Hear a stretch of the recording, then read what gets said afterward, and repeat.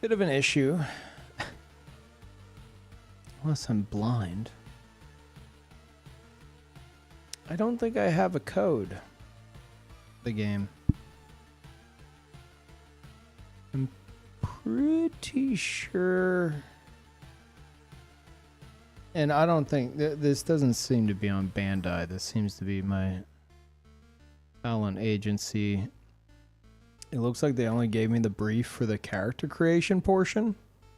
Which, you know, anyone can go do that, so it doesn't have a code.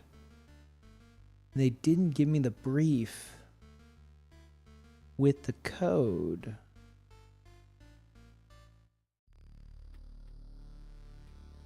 For the full game.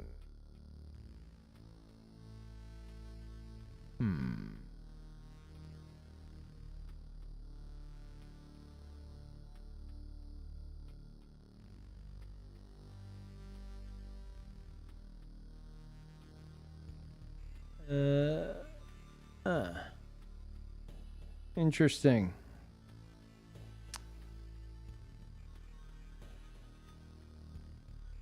I added them. I'll see if anyone responds. If not, I guess I'll buy the deluxe version and then have them reimburse me. I don't know. Anyway, hey everybody.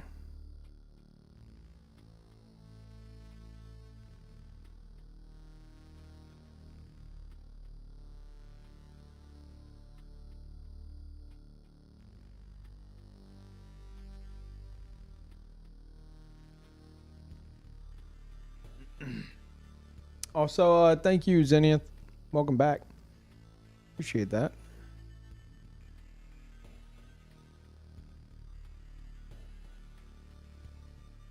Yeah, I'm supposed to do a 2-hour portion.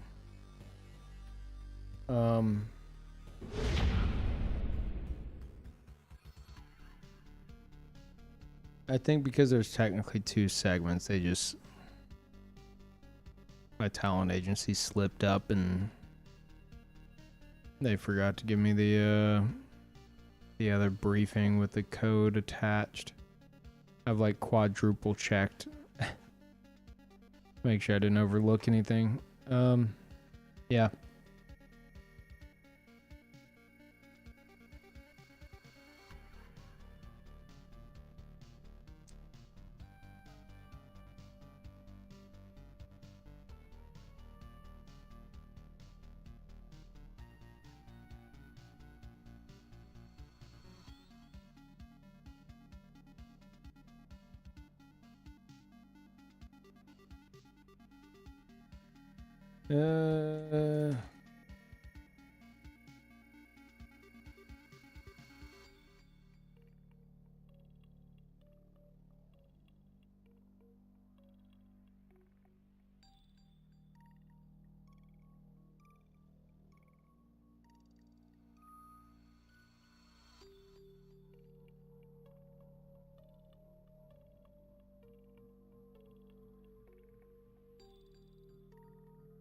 God damn it.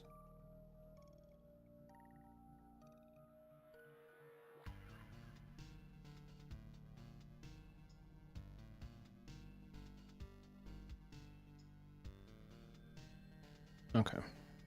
Yeah, I'm seeing if I could reach anyone. Thank you, Tears. Oh, chat. One of those days where my stomach is being my stomach.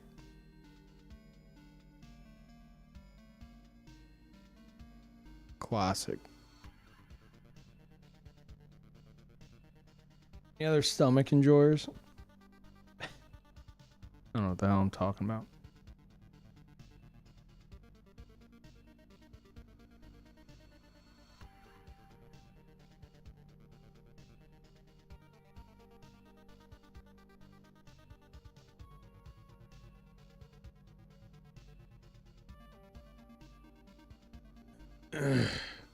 Also, I got to reading more of Gardens of the Moon. And then I took 3,000 words worth of notes. I don't know why I'm doing this. I mean, I did start a book club. I guess it's a good thing. Normally you just read a book and you know, it's whatever, but I've been like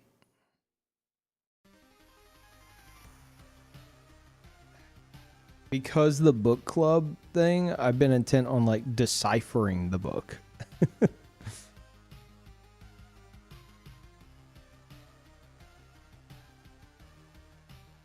Reading that was your first mistake? True.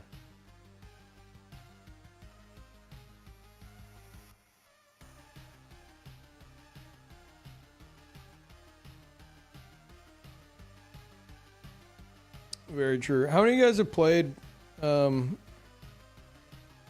new Code Vein, and how is it? We're technically not in the sponsored segment yet, but out of curiosity.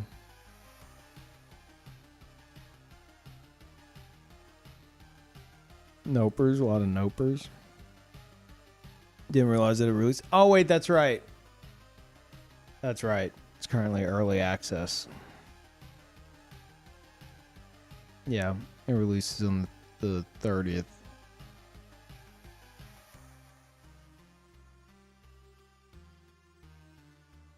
Oh, really, Gibbed? Interesting.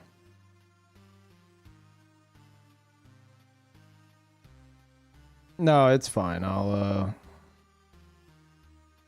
feel it out for myself.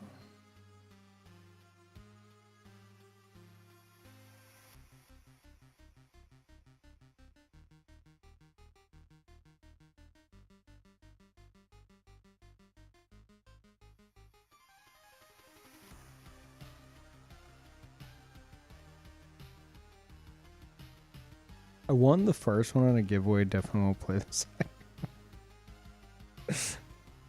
Okay, that's. What if you win the second one in a giveaway?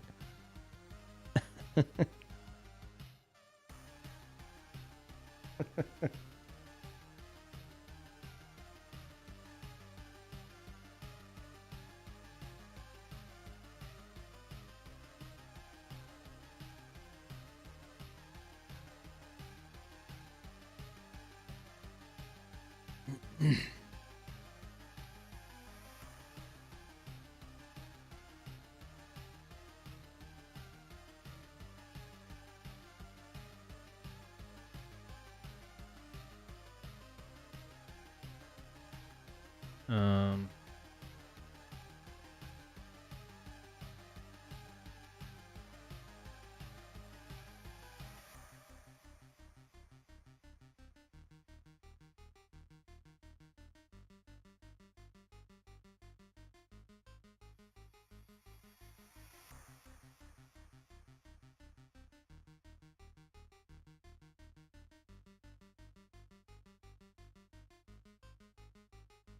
Yeah, we might not even get to it.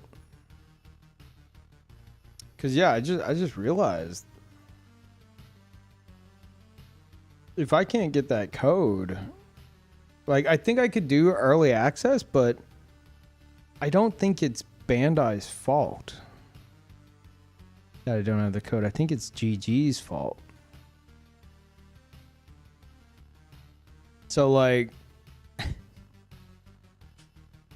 be this weird scenario of like why would Bandai pay extra for something that like the code already exists and was supposed to be given to me.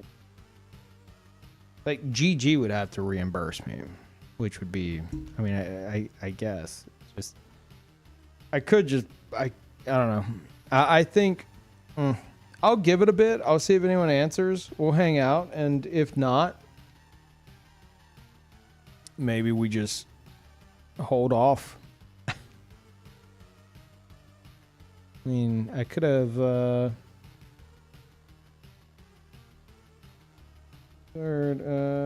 yeah, I have until the 29th, so I said I'd do it on the 27th though, and I did tweet it out.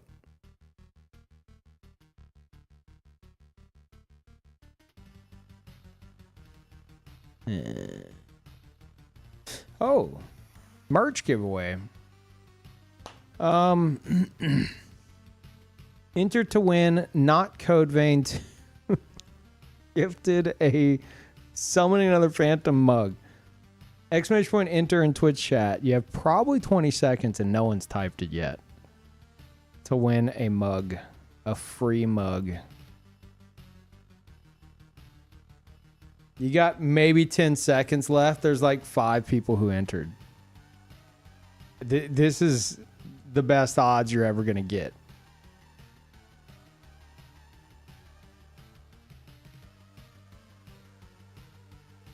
Those mugs are nice. Nice. Yeah, this is like a 1 in 10 chance, it looks like. And the winner is...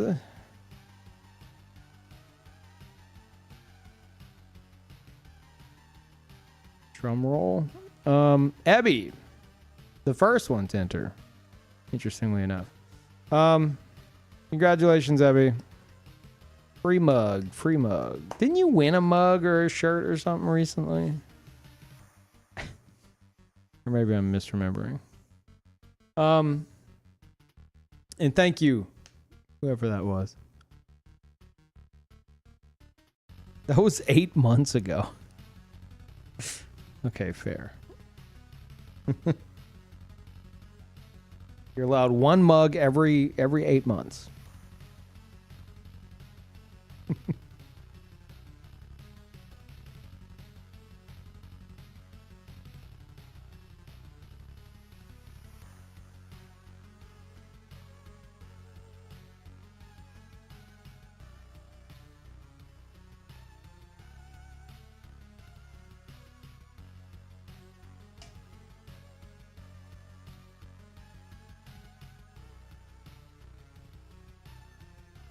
Yeah, nobody's on the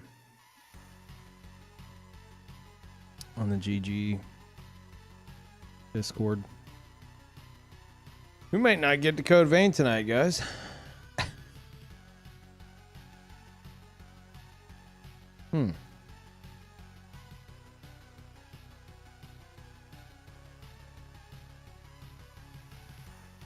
You won the beanie last month. And now you won something, Abby. Oh, I see. Yeah, look, you guys are winning merch all over the place.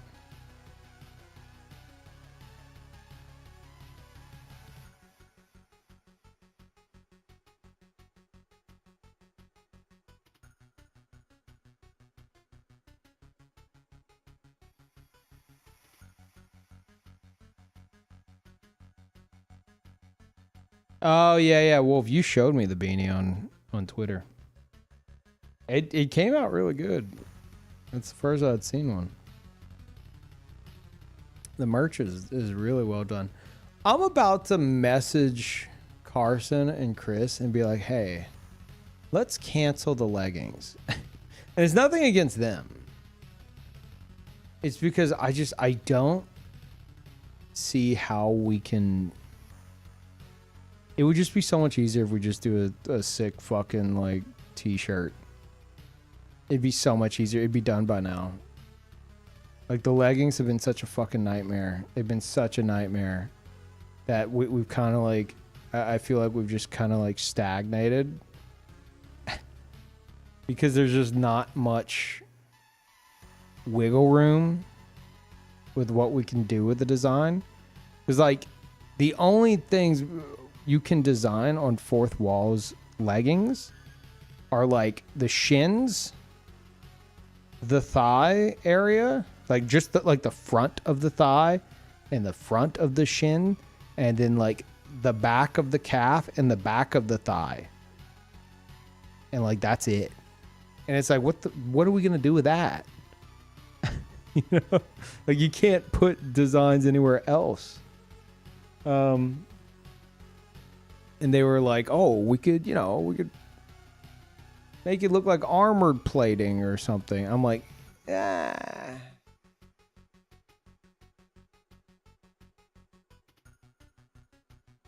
Crow in shambles. Crow put a fucking curse on this. Okay. Crow cursed this.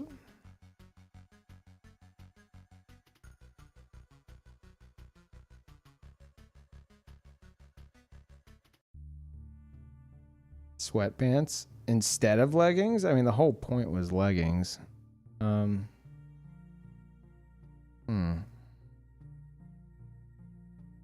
I wonder if sweatpants are the same thing. They might be that just might be how their pants work. I could check. Maybe we'll just do pants.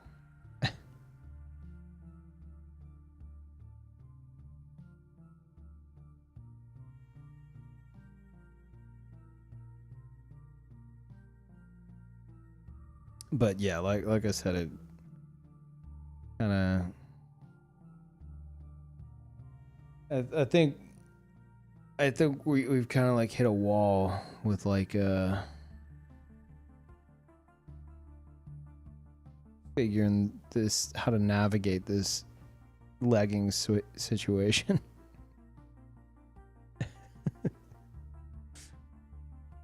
I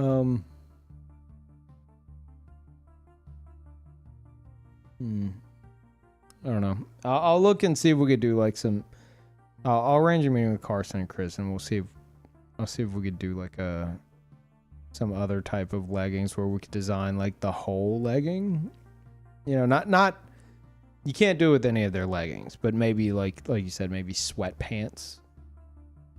But I just have a strange feeling it's a sneaking suspicion it's the same situation. We'll see.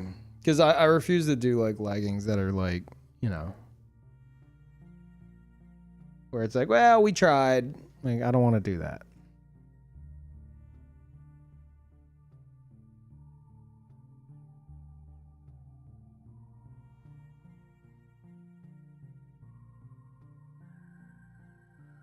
But anyway, I'm glad the merch has been good quality.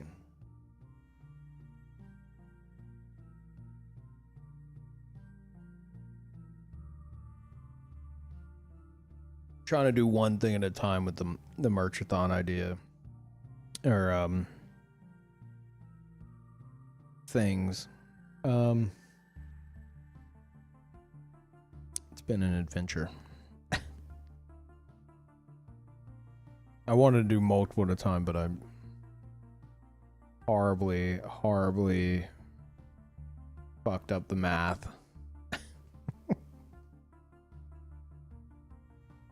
So, here we are. You like the shirt that you won? The print looks good. Good.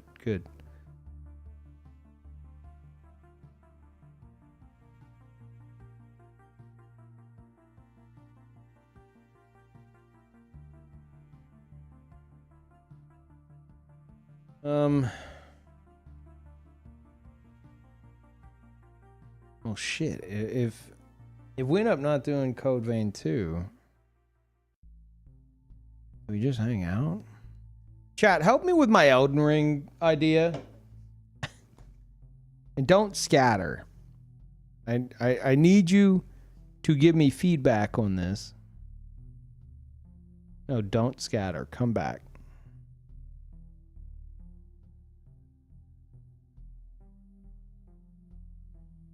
Code Vein 2 flush. I don't have a code. I don't know what the situation is if I just buy it myself, because like it, you know, it's. I don't think I'd get reimbursed. Because this doesn't. I don't think it's Bandai's issue. Anyway, I'll wait on an answer for that, but for now. Okay.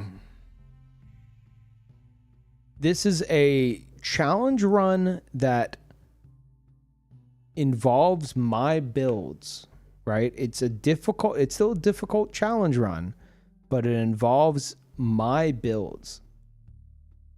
And it's tailored around that. So, New game +7, aggression modded, enemy randomizer. Likely using like 10 of my builds, my characters. Respecking or using cheat engine to switch between them in a single run. If I die in PvE, here's where it gets potentially interesting. If I die to PvE, I get sent into an invasion.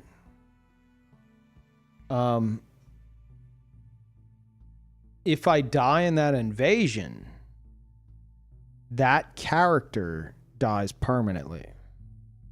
And I have to switch to another character. So I effectively have like 10 lives. But here's the other thing. If I win the invasion, I get a life back and I get to continue. And I like the idea of if I kill like other players than just the host in the invasion, maybe I stack up lives. You know, it's like you think of it along the lines of like the character dies in their world and then is actually like comes through as like a vengeful spirit looking to steal somebody's soul. Right? And if I don't do it and I die in soul form, I'm dead. But yeah, maybe if I kill like a gang squad and, you know, kill 2 phantoms and the host, and that's like 3 lives. I'm still thinking on that. Crossroads all over again. Crossroads didn't have permadeath. That was not the case.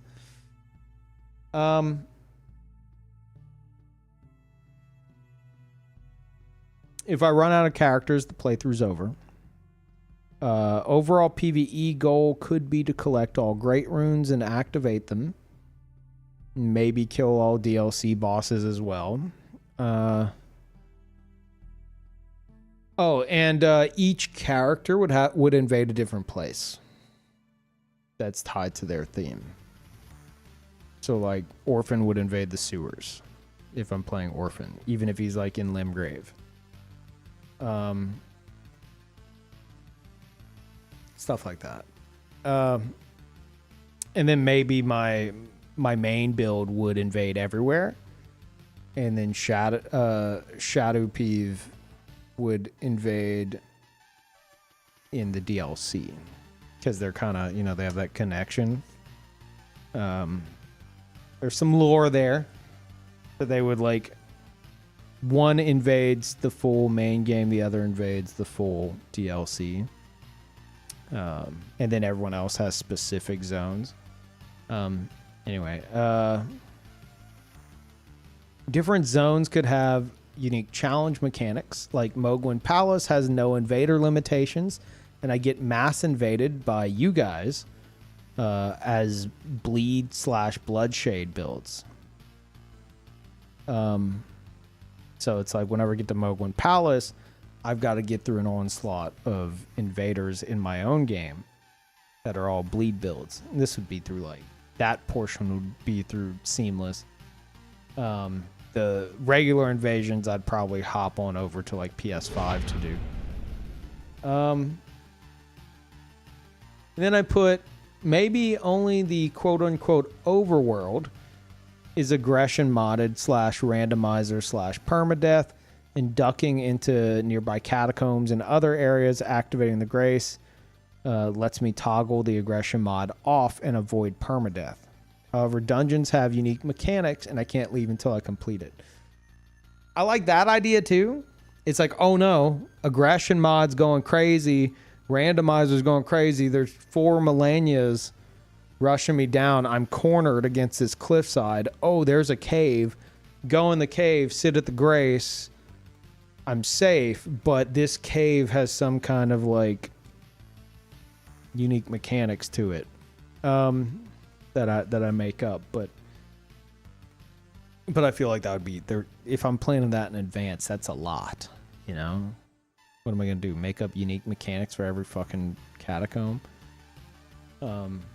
I did like the idea. I came with the idea of like catacomb areas, maybe I let you guys invade that, like invade me there as like builds of players I've killed. So it's like you might see me do an invasion earlier in the playthrough, and then I go into some catacombs and I'm getting invaded by the like spirits of the people I killed in those invasions. I don't know. That's a bit much, but yeah, that's the gist of it that I have found is that I like is 10 of my builds. You die in the PvE, you have to do an invasion as like a like to see if you're about to permanently die. If you die in the invasion, then you're permanently dead. And then I have to like switch to another build. Thoughts, suggestions?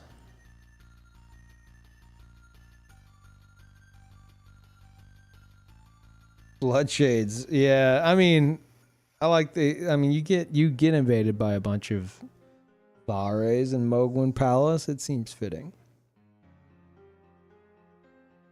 Maybe we go the other way with it. You soul form, all right, but you are condemned to co-op a boss. I mean, we could involve co-op stuff, but I want it to be like. I want it to be like the main driving force of this is two things. Well, three things. One, PvPvE, right? And that could involve co-op as well. But two, like a genuinely difficult challenge on top of it. You know, something where people are like, yeah, I don't want to fucking do that. You know? And I think that's where like New Game Plus 7 aggression mod randomizer kicks in. And you might be like, well, Peeve, a bunch of people have done that. Yeah, but having to fight gankers to see if your character permanently dies, that's where I think a lot of people would be like, no, fuck that. So like keeping up the challenge, but also tailoring it in unique ways to like theming it around my characters. And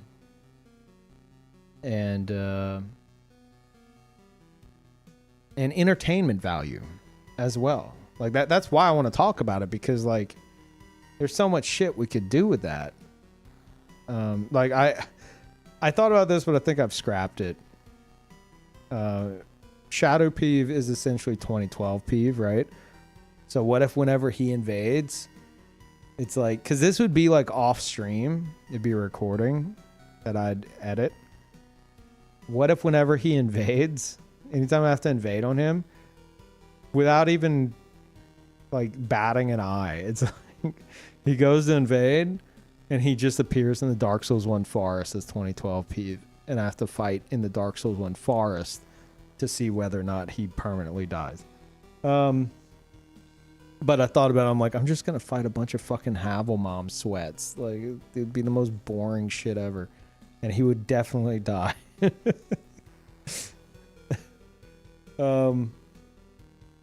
I do like the idea of it.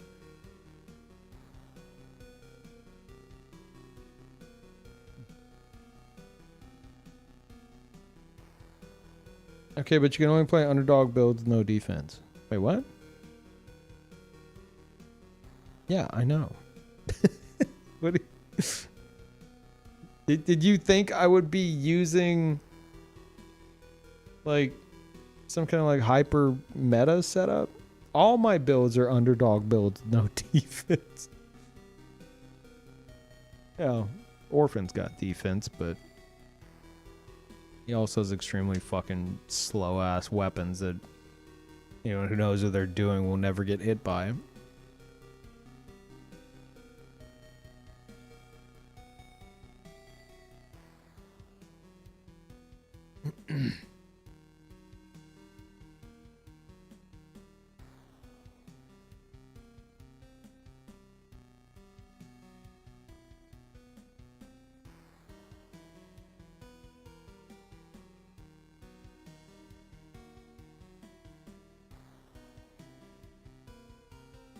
Banish them all. Yeah.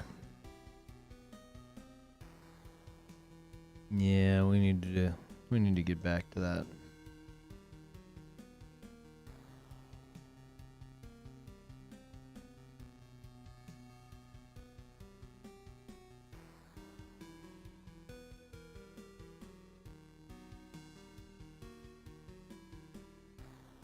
Yeah, I wouldn't want to do Dark Souls 2. Also, Avian, did I welcome you back? Welcome back. Sorry, I'm lost in my thoughts a bit here. Hire someone to mod the banish spell into Elden Ring? No.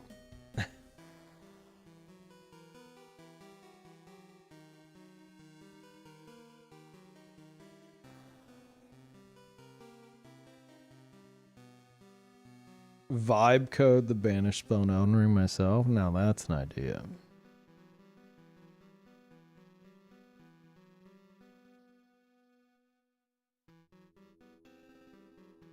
Also, I've been thinking of what to do with the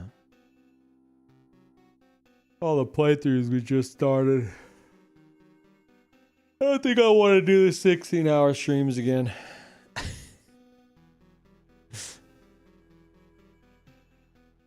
We tried it for a week, but I do want to continue those playthroughs.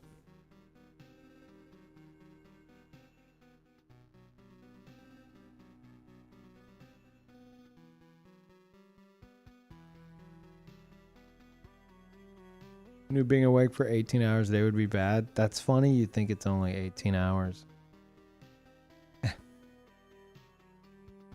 If I want a chance of being ready on time, I need to wake up 4 hours in advance. So that's 20 hours minimum. On top of that, I stay up for an hour or two afterwards. So that's like, it's like 22-hour days.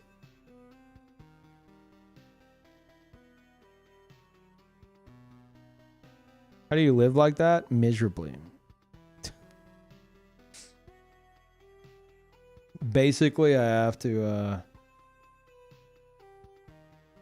like, I get up, feed the cats, get some food, and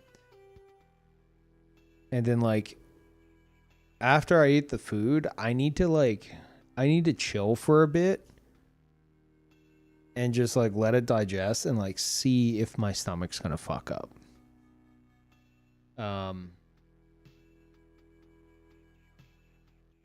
So I'll during this 4 hours, there's like a 1 hour window where like I'm like chilling and just like, you know, letting my stomach process things.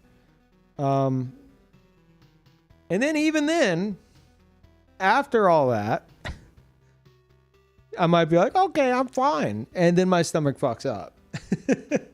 Like outside of the 1 hour window. And that's fun.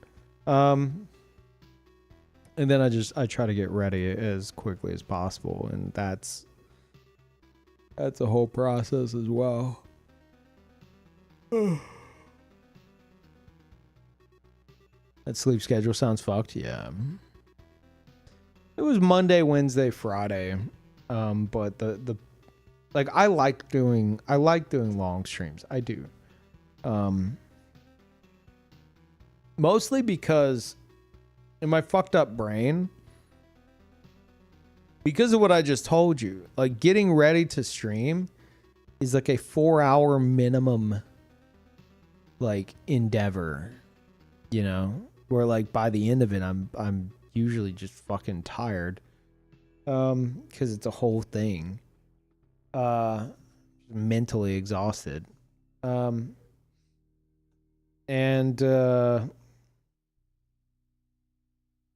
by the time I go live, I don't want to end the stream because I'm like, in my fucked up brain, I'm like, well, I just went through all this goddamn trouble to get live. I'm staying live as long as humanly possible. So that's why I didn't mind like the 16-hour streams. I'm like, here I am. I did it. I made it live. I pushed the button. I'm here. I'm not ending stream until I have to end stream, you know? Yeah, might as well stream. That is my exact thought. Yes. 100%. It's like I'll even whenever I'm like, okay, I'm not streaming today, you know, I'll do other stuff. If for whatever reason I'm like, okay, well let me take a shower. After I'm done taking a shower and I sit at the computer, I'm like, I could push the button. Might as well stream, you know. I got everything out of the way. It's supposed to be a day off, but like the hassle's out of the way. Why not? You know? I truly envy people who can like be ready to do whatever they want in like 30 minutes. To me, that's a genuine superpower. I don't understand it. That's actual like superpower shit.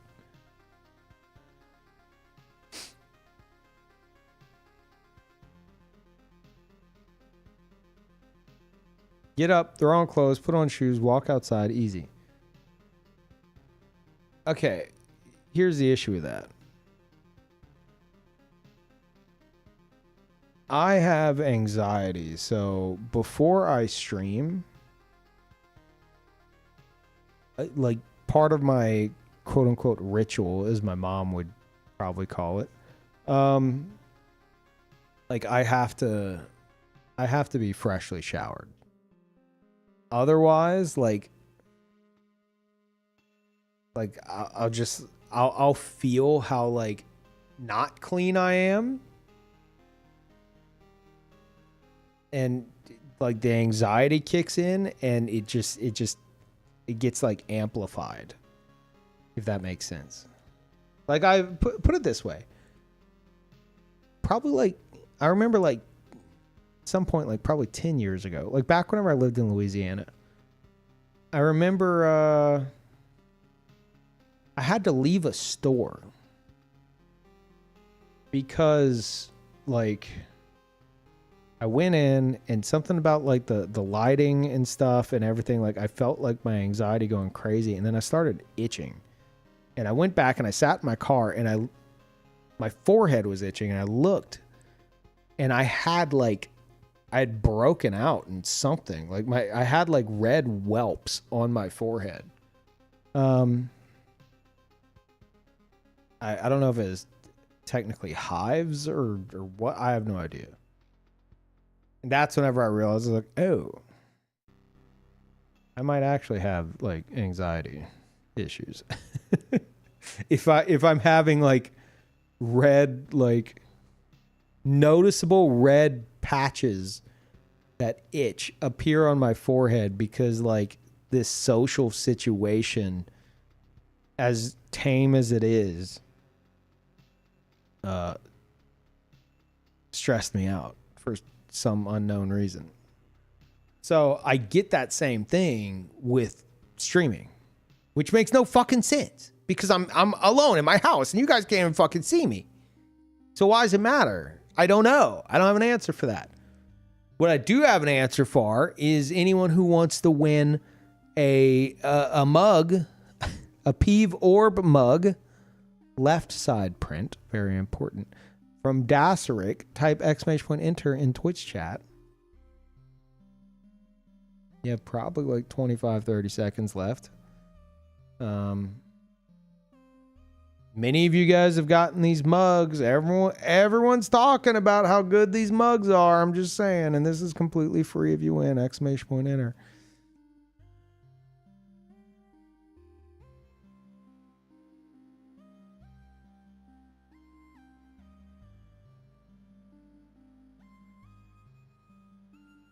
And the winner of this amazing mug is Wraith23. Wraith, congrats. All you got to do is click that link. The website's going to ask you to log into your Twitch to prove you are the one who won. And then, you know, you walk through the steps. Everything's covered. You don't have to pay anything. Thanks to Daseric. Thank you again, Daseric. Congrats. You'll have a mug on your way. Oh, on its way. I appreciate it, Daseric. You know what's funny? I watch a good bit of Dan Giesling, and he always does this thing whenever he starts the stream where he, like, people will post, like, pictures of them, like, their perspective, like, as he's going live. So it'll be their setup, you know, and he'll be on the monitor, and they'll have, like, a mug, maybe some breakfast or something, or maybe they're at work. I thought about it, like, I wonder how many we would see with, like, mugs from the store. Because there's been so many mug giveaways since opening that store. I feel like every picture would have, like, 3 mugs in it.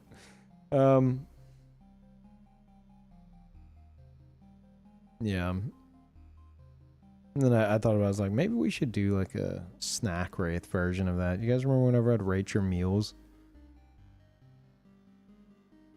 If I rate your meal every stream, that'd be crazy. But I'm too lazy.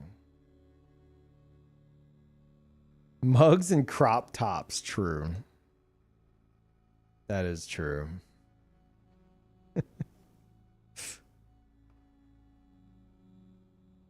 The before times.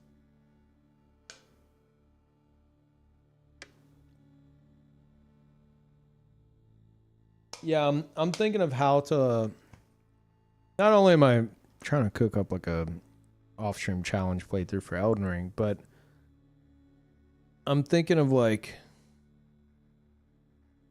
I was sitting here today while I'm like reading Gardens of the Moon, and I keep eyeing the analog 3D, which is like a. It's like the Nintendo 64 Pro, essentially. And it still has perfect dark in it. And I'm like, man, I kind of just want to play more Nintendo 64 games, you know? And then I'm thinking of how much I really enjoyed Shinobi. And I'm like, at the time, I'm watching Dan, speaking of Dan, I'm watching him play Castlevania 2. And I'm like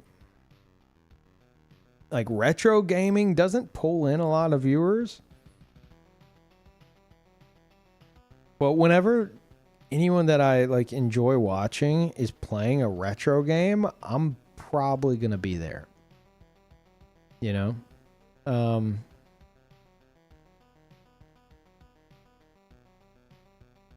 Because most of the time it's like you don't have to worry about spoilers or anything. Maybe it's something you played as a kid and there's some nostalgia to it. Or maybe it's something, you know, new like Shinobi where it's not retro, but it's heavily inspired by retro games. I love that shit. Kind of want to do more of that.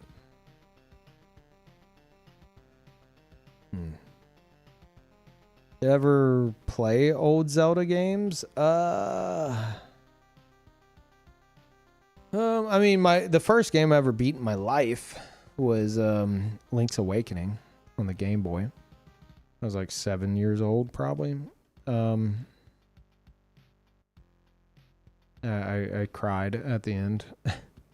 Not like baby cried, but like I remember tearing up because the music was so beautiful. When you get all the instruments. And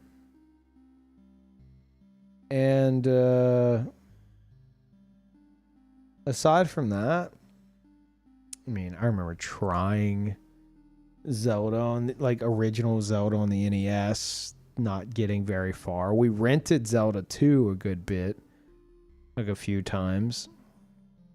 And I remember liking that because, you know, it was so different. It had like the side scrolling. Like, whoa, cool. But we couldn't figure out what the fuck to do with that. Weird ass game. Yeah, Link's Awakening, I loved. And I beat. First game I've ever beaten on my own in my life. And then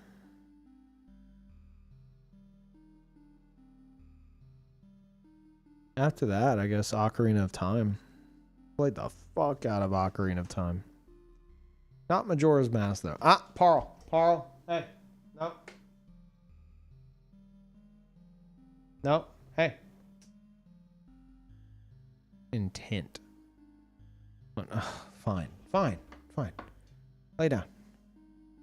He did lay down in front of the monitor off stream and fall asleep. If that's what he wants to do, that's fine. But if he wants to cause trouble, that's a problem.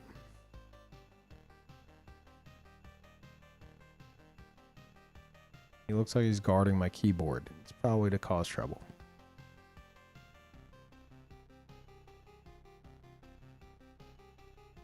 You played Ocarina of Time. You almost beat it, but you rage quit at the end. Rage quit at the end? What do you mean you rage quit at the end? Like, not the last fight.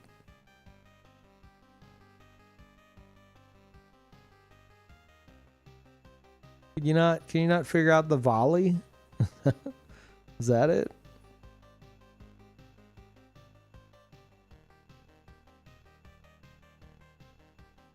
You had to backtrack.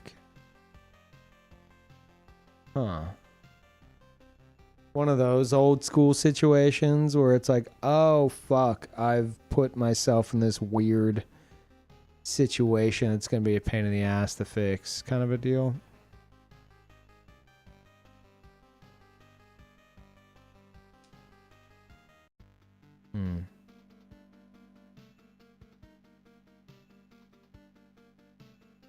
Yeah.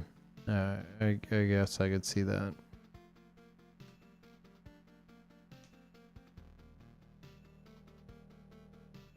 Chat, what's your favorite, like, old school game? Like, nothing past, like, PlayStation 1. PlayStation 1, other consoles around that time, and everything before it.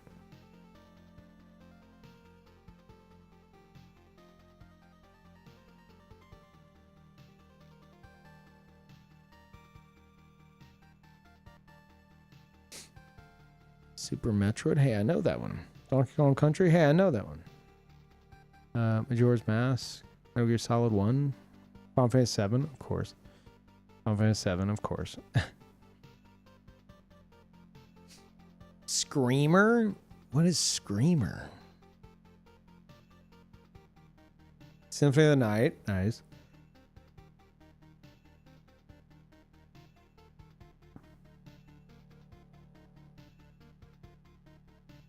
There's this old cartridge of a Contra-like game.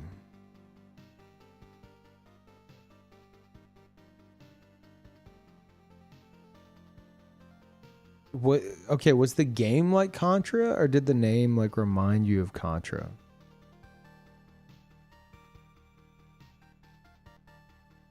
Crash Bandicoot. Metal Gear Solid 1. Streets of Rage. Oh. Borrow's here to sit in my lap. Okay, bud. All right.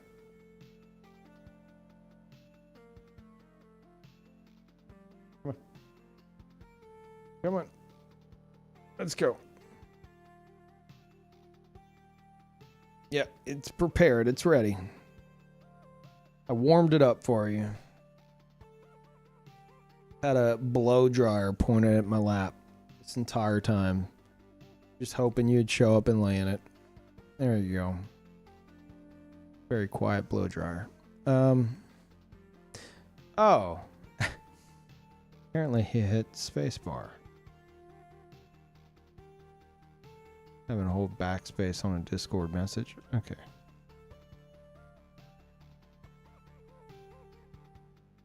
But the biscuits take too long.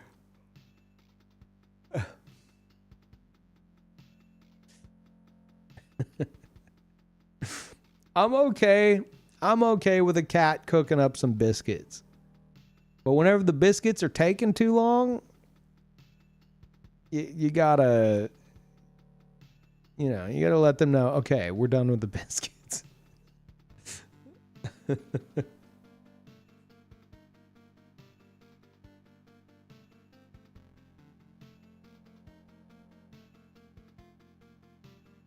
A racing game for PC. Screamer. It sounds familiar. I don't know why.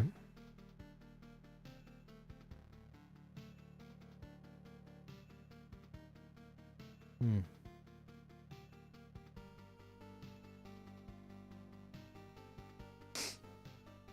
think it was Contra, but you played in Russian.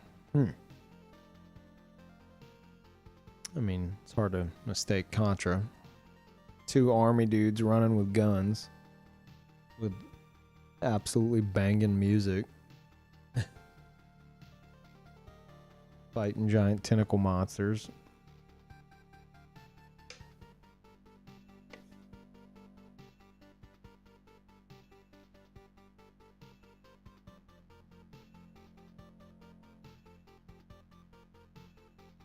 Showed a new Screamer game at TGA. Oh, maybe that's what I'm thinking of. Oh, who played High Guard? Any High Guard enjoyers in chat?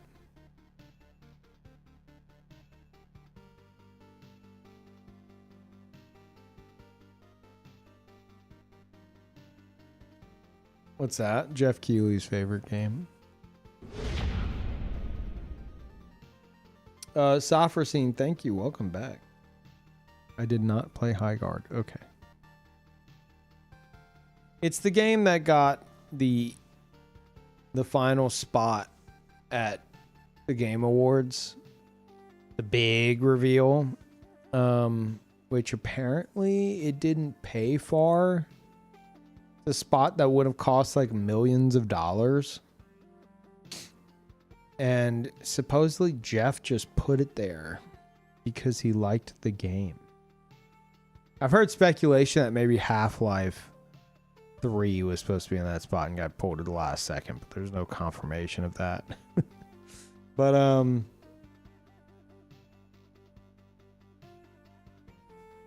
yeah, it's this game that got thrust into the spotlight because Jeff was like, I really like this. I'm going to give you this final spot, this final reveal out of the goodness of my heart instead of you giving us millions of dollars, which sounds crazy. And a lot of people just expected it to be complete dog shit. And from what I saw, I didn't play it, but I watched Lyric play a bit of it. It doesn't look great, but like, man, so many people these days are just so ready to tear some shit apart. It's so fucking annoying. It's like so many people just, not just like Lyrics chat, but like the entire discourse online is like, dude, it's shit, it's gonna be shit, it looks like shit, and it's just like, oh my god, man, just like let a shit game be shit.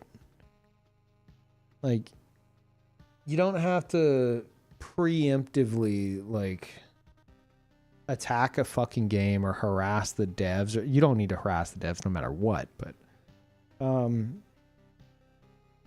man,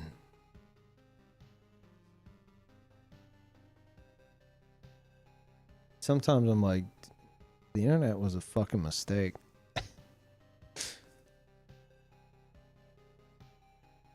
Any special commands or anything for this? Oh, for this segment? For Code Vein? We might not even be doing it.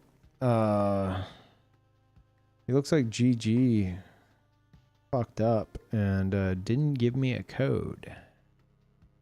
And I would just buy it, but I'm like, who's gonna reimburse me? You know? Because it's not Bandai's fault. Would GG reimburse me? I don't know. I have a code. It exists. It just wasn't passed along to me. So,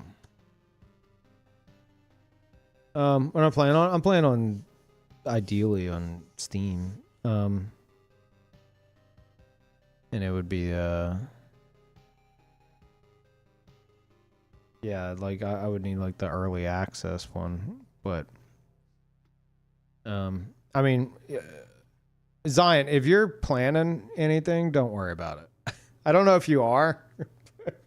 Like, I know you might have some connections and shit. Like, I have until the 29th for this segment, so I don't think it's a big deal if we don't do it today. But my hands are kind of tied, but it's not like a big thing. Only mentioned because PS5 were the only codes that seem to have gone. Wait, what? Really? Really? Really?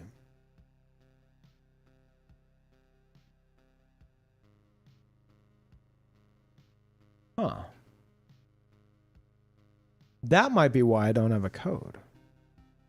Which, again, I wish GG would have told me. Like, here's your brief for your character creation segment. I'm like, okay, cool. And I just assume that it also includes the brief for this segment. You know, like the gameplay segment. And then I went to check. You know, totally not extremely last minute. Like, who does that? Not me. And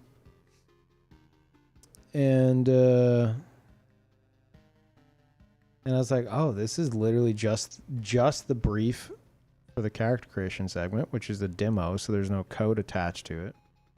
But I made the character on Steam, so I'd like to play it on Steam. And I'm like, do I buy the deluxe edition and just have Bandai reimburse me? And then I'm like, well, I don't think this is Bandai's fault. So I don't know why they'd reimburse me. So now I reached out to my contacts at, you know, with GG, and I'm like, they're all asleep. They're definitely all asleep. So I don't think I'm going to be getting an answer to anything. So I might just be like, okay, I guess we're waiting. But yeah, they never passed along a code or the brief for this segment to me. So yeah, I saw the Absalom update. I didn't join it since I saw you play. Oh, nice. Yeah. I worked on a review for the Patreon that I haven't posted yet. Last week just derailed everything.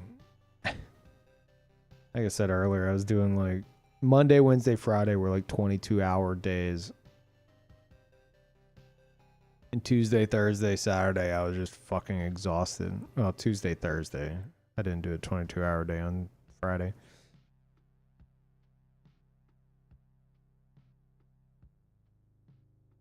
I feel like I fell behind on all the Patreon shit.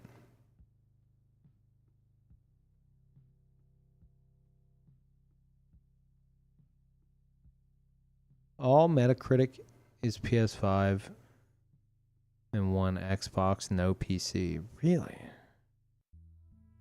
Shit. Okay. That's good to know. I mean, sounds like I'm waiting then. All right. Yep. That's fine. Well,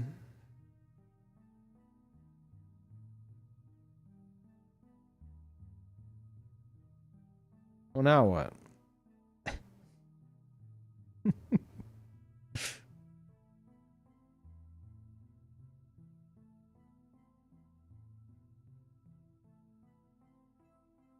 You had a chance for a code on PS5 that fell through. Requested a PC code. Heard crickets. Now we watch cat videos. What do you think, Parl? Cat videos?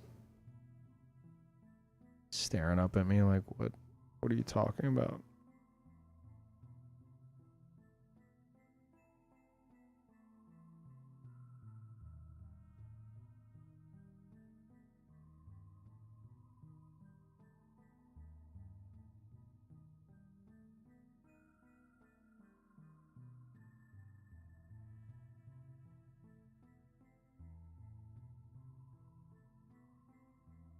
Live Elden Ring challenge run. I'd have to set up seamless for all the stuff I want to do. Ugh. I just want Dust Bloods, man.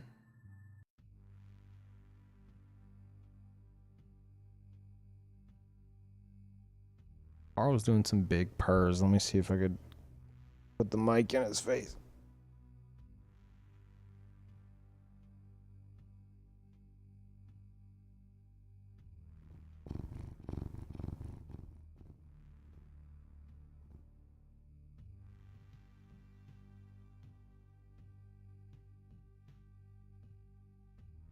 That's all you're getting.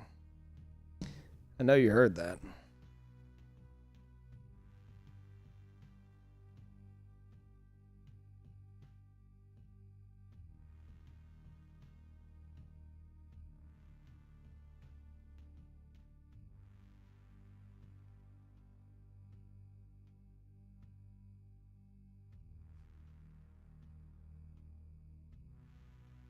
Um...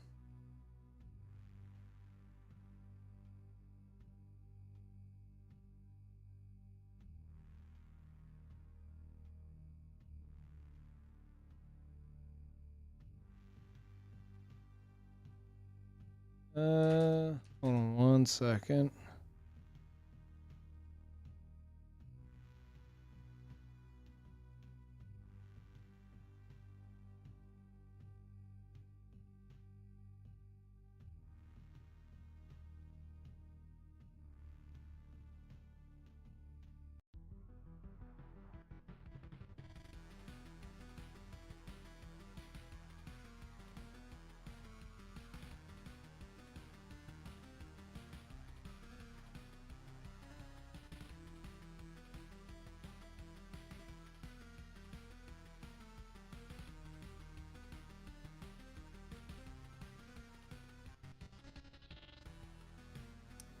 Um...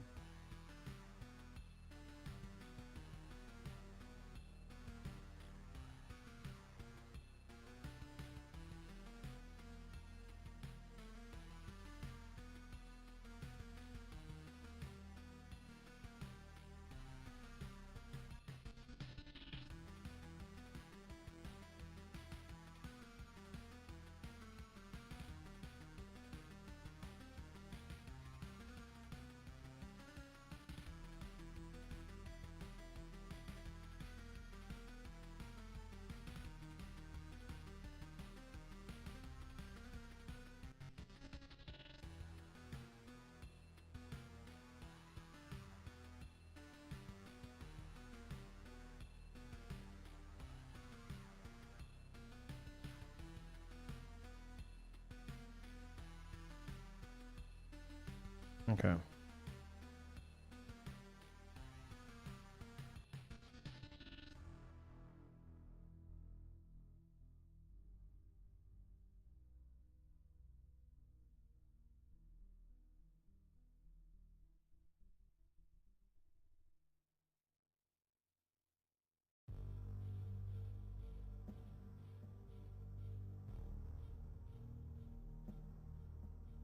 All right.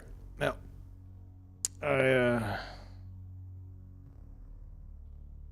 think we're good on that.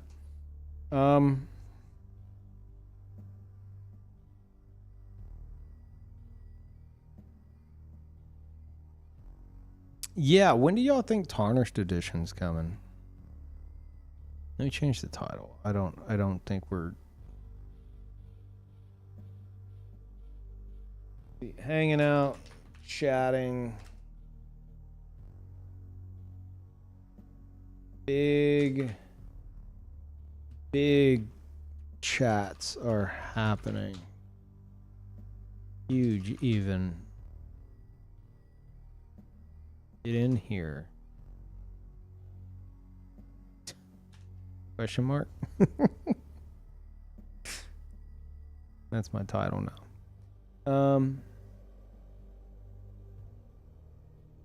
Let me change the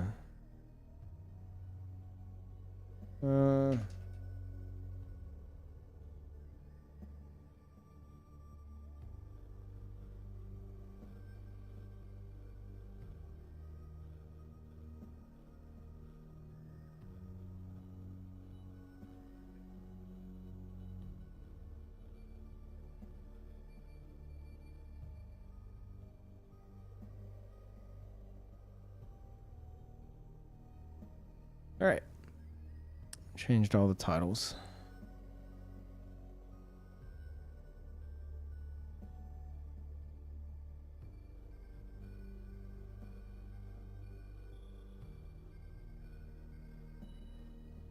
After Dustblood? You think Tarnished Edition's coming out after Dustbloods? Yeah, right.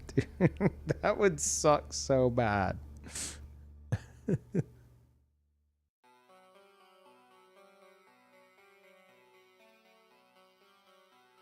You have doubts of it coming? What, Tarnished Edition? Oh, and Switch 2? I mean, no. No. If they released Dark Souls 1 remastered on Switch 1 in the state it was in, we're getting some form of Elden Ring on Switch 2, even if it runs like pure dog shit. We're getting it. And you're going to eat it up and you're going to go, thank you, Miyazaki. This is delicious. I love this 16 FPS. Yum, yum. Please, can I have another?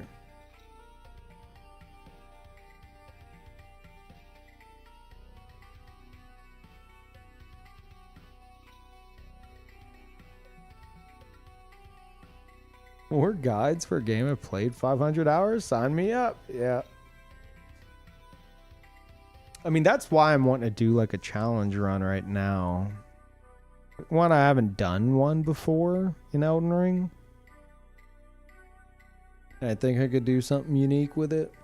And two, it's, you know, it's YouTube specific content that could be good to do leading up to Tarnished Edition and even Dustbloods. So I'm so like intent on figuring something out with that.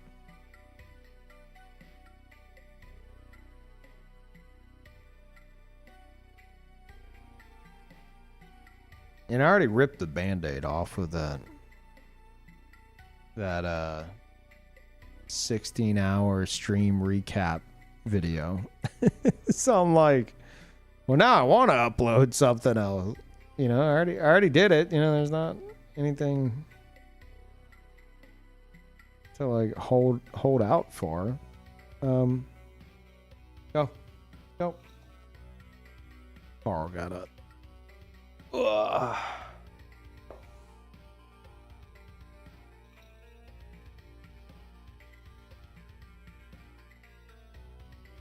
Hardware is capable. FromSoft just isn't used to having to optimize as much.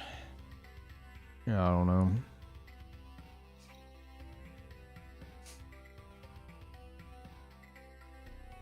Chat, who's gonna play Dustbloods? Press 1.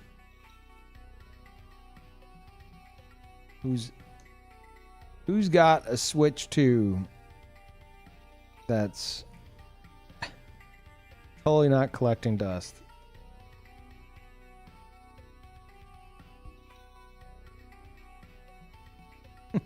Literally no ones. A -1.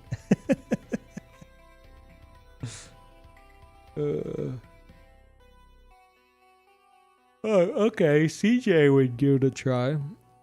Zion, I mean, I know you would.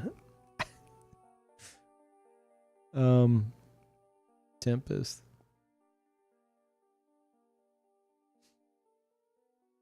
So that means you're all gonna be here watching it. That's what I'm saying. I had that realization last time we talked about it. I was like, wait a minute. Wait a minute. Whether or not it's a dumpster fire, it's got a $600 barrier to entry.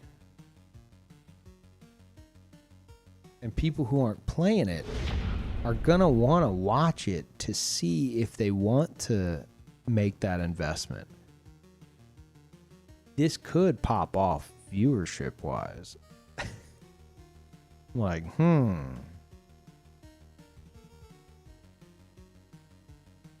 I'll have the Peeve experience. Good, good.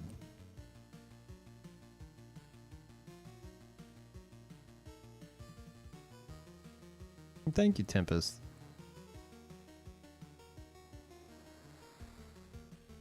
Peeve's big extraction day out. Let's be honest, like, it will pop off on Twitch, but it'll just be like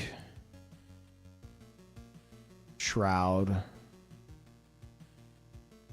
like at the top of the category, like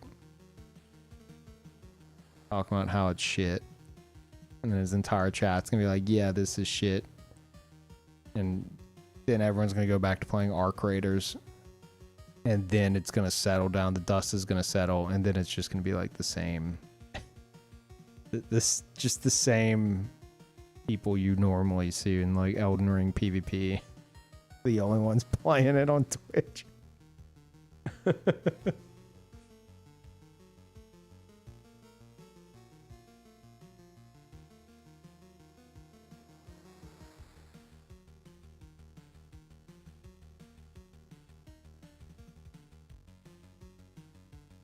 Arc Raiders fun, help pay for dust pods. Oh, did you do like some Arc Raiders articles?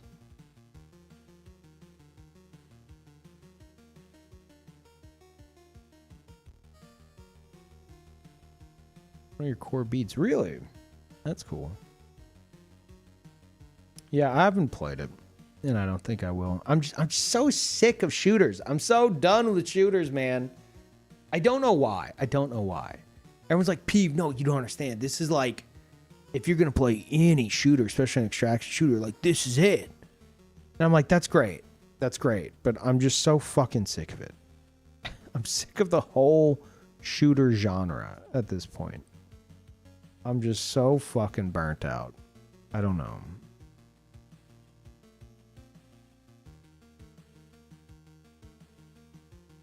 Last time I played, one of the Dooms. What? No. Last time I played was the finals. That's about where I was. Like, the finals was fun.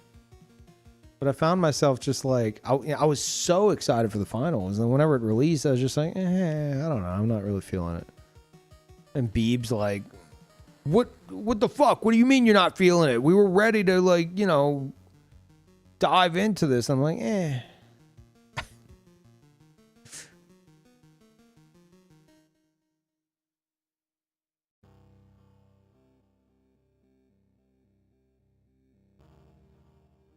believe 30 years of shooters dominating the gaming scene has made you sick of shooters. That's wild. That is wild.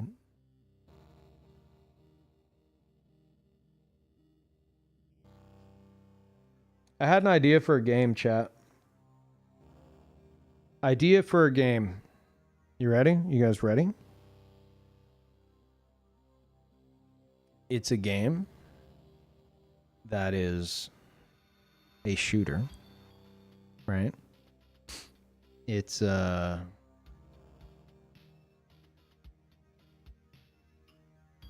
first-person shooter. I'm making up part of it in my head right now. It's a first-person shooter. Maybe extraction, maybe like team versus team. I was thinking about it while I was watching Lyric play High Guard. So not sure on that, but there's, I don't know if it would happen every match or if it would only happen like if there was like a rare occurrence where it could happen. But I thought, wouldn't it be amazing if like a game went from being a shooter to like, I don't know, some giant fucking like Magneto event happens and everyone's guns get pulled away and then they have to like fight with swords. You know, the swords are also technically metal, but and I don't know why they wouldn't get pulled away, but it goes from a first person shooter into a third person melee fighter. Whoa. Holy. Laminated wood swords. There you go. The name of the game would be Chip Off the Old Block.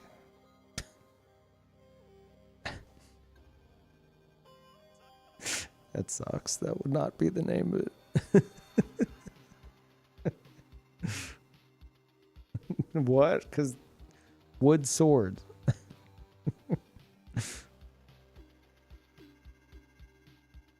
Turns from a shooter into that one game by Slow Clap.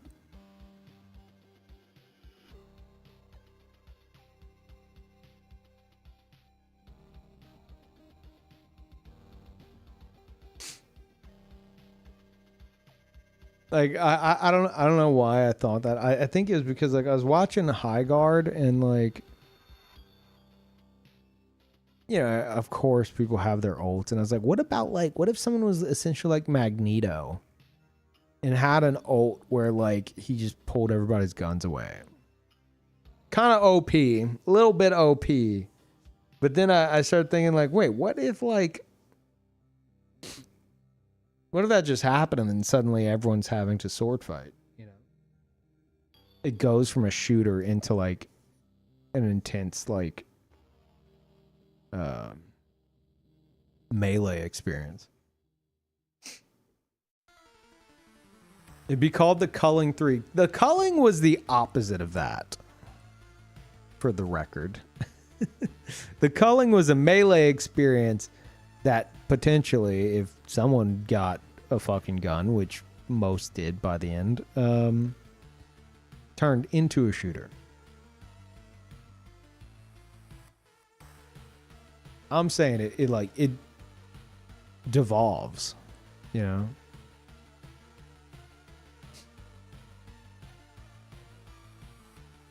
Oh, you know how it, oh man. Oh, I'm cooking. You know how it works? Here's how it works. Oh man. Oh wait, I'm cooking, chat. Hold up. Oh no. Uh-oh. I think I cooked. I don't know if I want to say this.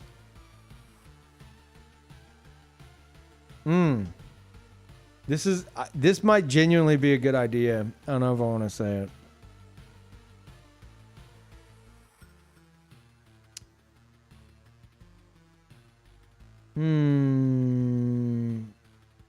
Okay. Write that down. Write that down. If you take this idea, you owe me royalties. Okay. You owe me royalties and a lot of merch, but mostly royalties. A game that is like it's like a shooter. It's got like different points on the map with different objectives. And here's where I cooked.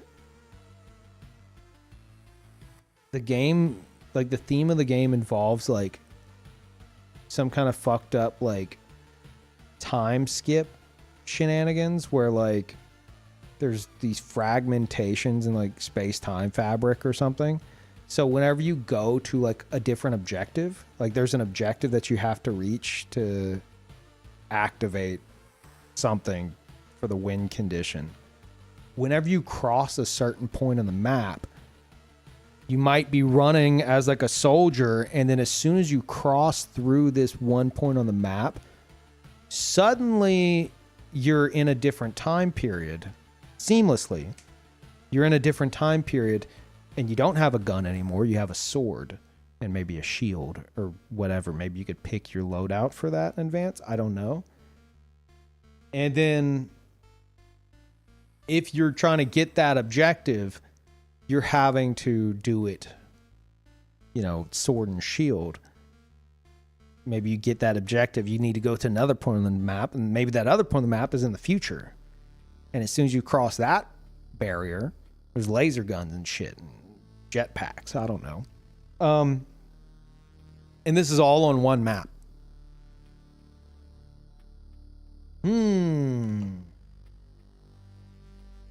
You get no scope on the guy. I was thinking that. I was just now thinking, could you get sniped in like the medieval portion by someone in a different time period? I think they could try, but like you could just say that the bullet can't, like the bullet will disappear if it travels there. I don't know. Or maybe you could. I feel like that makes snipers a bit OP though.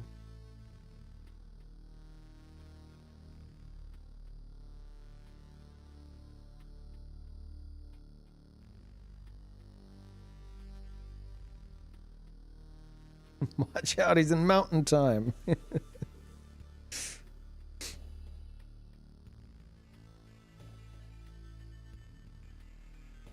Cause like, I mean, there could be some interesting strategies with that, you know, cause it's like a shooter, and then whenever you're going to like the medieval section, you can't shoot through that. Like bullets won't pierce it. You have to go and enter it. And so it's like everyone has to go from no scoping each other and shit to like, okay, are we rushing in as a team to have this melee brawl that we're about to have to do? Or is like, are one of us running in and trying to do it themselves and we're going to cover them from, you know, this time period? Like, there might be something there. I don't know if the idea sounds interesting. It does sound interesting, doesn't it? At the very least, that sounds like a fresh idea. Royalties and merch, but mostly royalties.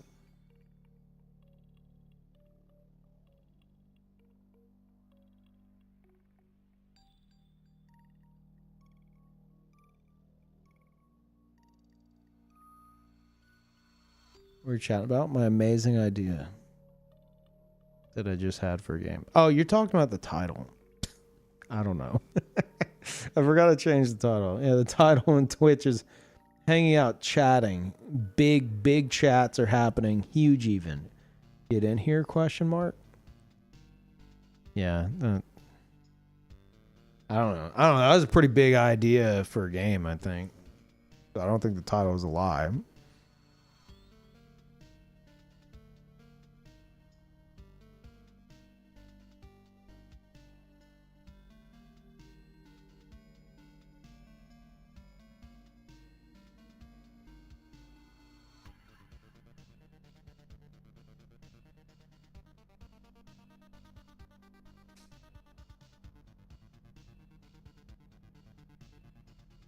Hey, maybe you have a horse like in High Guard in the medieval section. If you try to ride it through the rip in space time, it turns into a skeleton. You bust your ass whenever you ride through it. And then you lose your horse for the rest of the match. Genius. It turns into a motorcycle. I mean, yes, you could do that. I suppose if you're a soldier and you run through, like if you're a soldier with like a, you know, with a fucking assault rifle, and then you like run through the space time thing to the medieval time, and suddenly you're like you have like a sword and shield, then you run back and you have your previous loadout. Sure, the horse would turn into a motorcycle, I guess. But maybe I don't want the horse cycle. Okay. Have you considered that?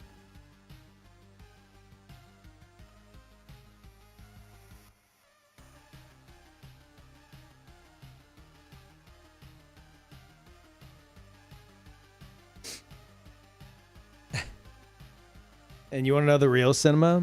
There's an objective in another portion of the map. That's like, that's from like the caveman days. And all you have is like sticks and rocks whenever you pass through there.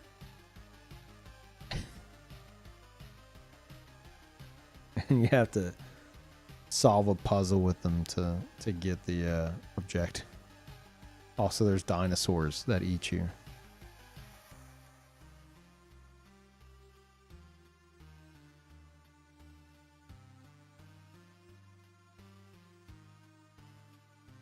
Honestly, that...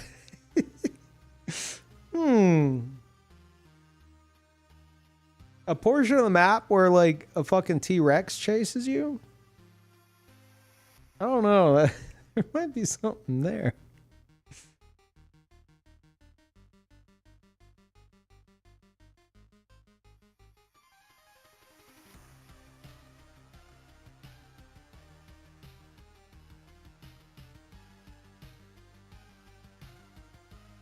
Oh, and then near the end of the match, hold on. Whenever all the objectives have been captured and the match is about to end, all the time periods mix. And so wherever you are in that moment, you're stuck as that class, and you can proceed to other portions of the map as that class. But also, like, the dinosaurs and shit are now roaming the entire map. And then it's just chaos. It's just, like, futuristic, medieval, modern-day caveman chaos. Caveman Chaos. That's the name of that's the name of the game. Caveman Chaos.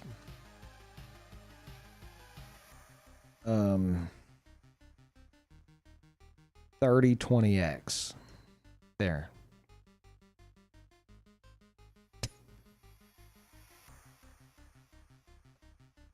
Don't name it that.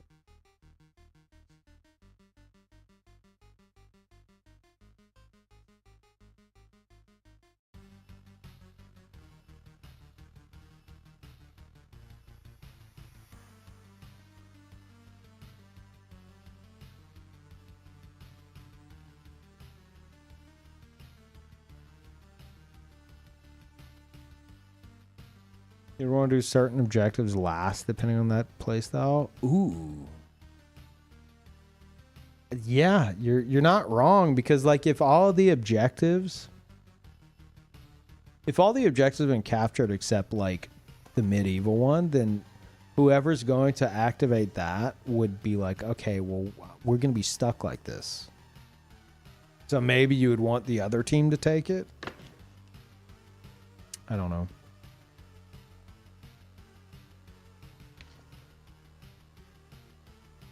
I've already cooked enough.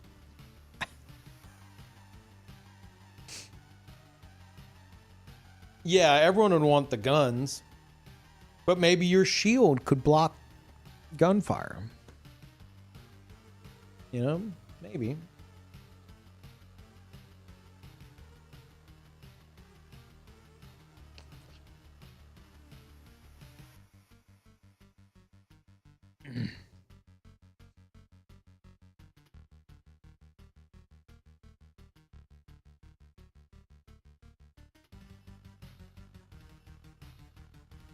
Oh, Varg, you didn't know what we were talking about. Now you don't want context. Okay.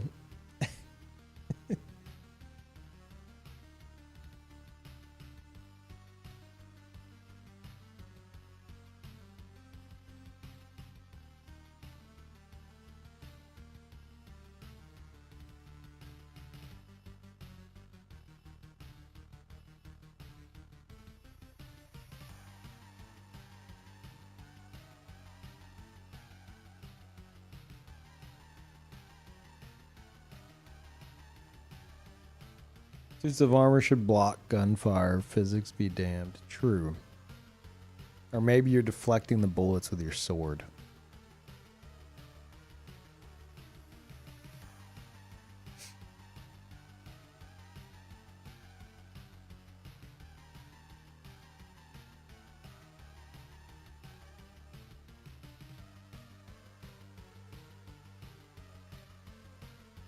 But, oh, dude. Hold up. There's something to this. In terms of like team composition, if we're talking like people going like over the top, wanting to go pro in it or whatever, like you'd probably have people who are really good at shooters. Like you might want a team where you have like someone or multiple people that are really, really good at shooters. And then somebody who's really good at like, you know, third person, like melee games.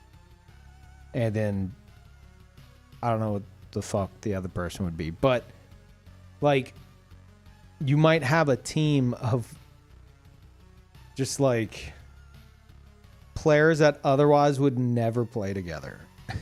You know? Because it's just wildly different genres in the same match. How do we fit racing into this? I don't know.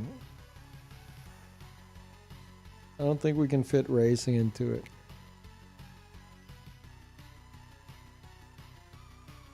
But like, look at Shroud playing Naraka.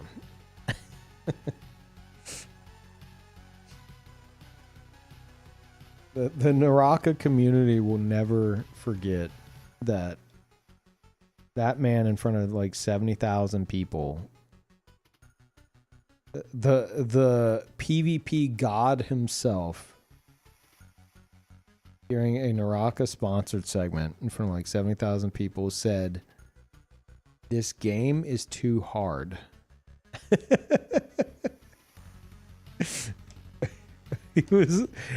He was a god with the bow, right? Or the rifle. I think he used the bow. I don't know. But as soon as someone closed the gap on him, he would fold.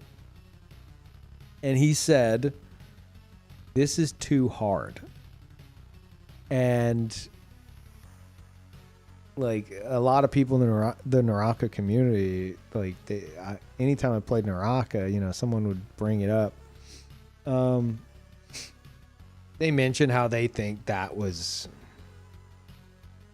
devastating. I don't know how devastating it actually was, but if you got like tens of thousands of people that think, "Oh, this man is a gaming god," and he says this is too much, like what chance do I fucking stand, you know?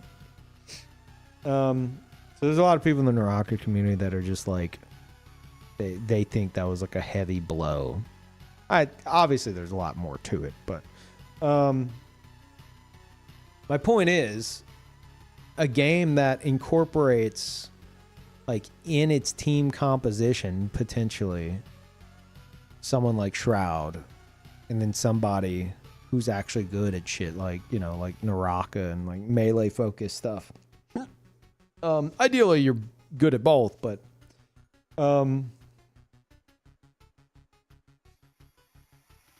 I don't know. I think there's something there.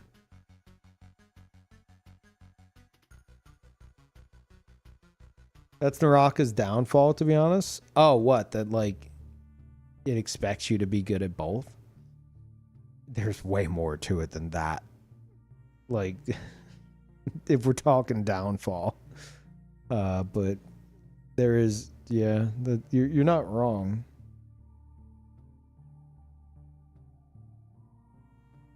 It is a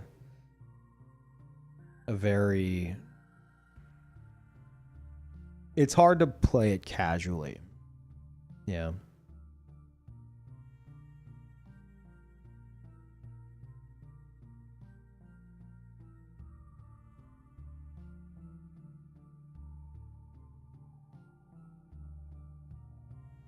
FPS gamers can't seem to play RPGs, but RPG gamers seem to be able to play most genres. I mean, I think most people have some level of like comfort in like shooters. You know, you've played, everyone's played a fucking shooter. But not everybody's played like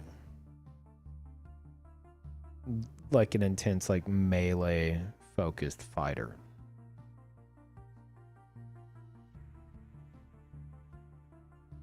Talking like 3D melee, not like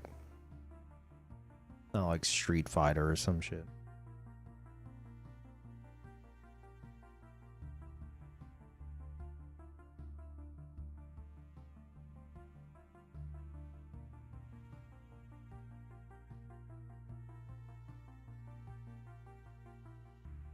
Oh.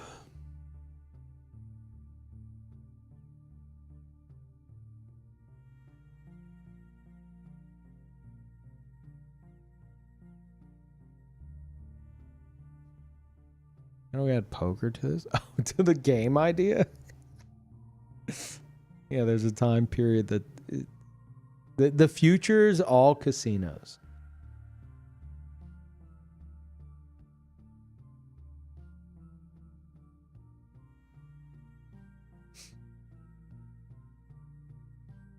Hey, what game was it that I don't know if I heard someone talk about it on stream or on Twitter.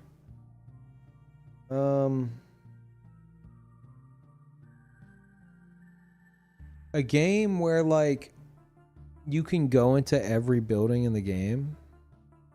Like a game that's coming out. Was it Fable? It was the new Fable. That's what it was. Yeah. Apparently the new Fable, you can go into every building. I don't know why I thought about that. New Fable looks fun. It does, and I'm sure I'll play it, but I really don't like the office thing that they're doing. I know Fable's, you know, it's got that comedy element to it. Like, and it's not like from a necessarily like an immersion break perspective. There is definitely that. But it's more that I just think it's fucking lame. You know? So, whoever doesn't know, the new Fable is gonna have like, apparently they're gonna have scenes where it will suddenly cut to like a character talking to the camera in like a kind of mocking like The Office style way, like intentionally so. It's like it'll go from like that scene to like a character talking literally to the camera or like seated off to the side about their thoughts on the situation, like they're being interviewed.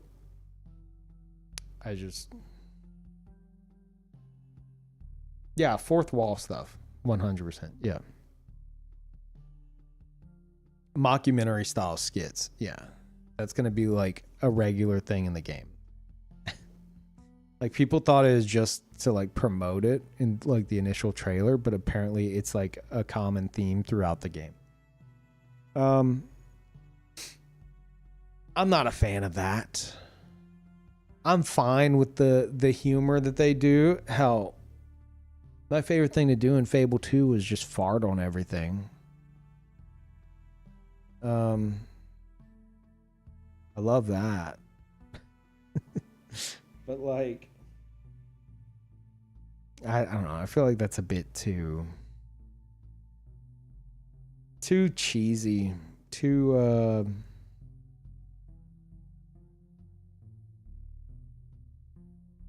I don't know.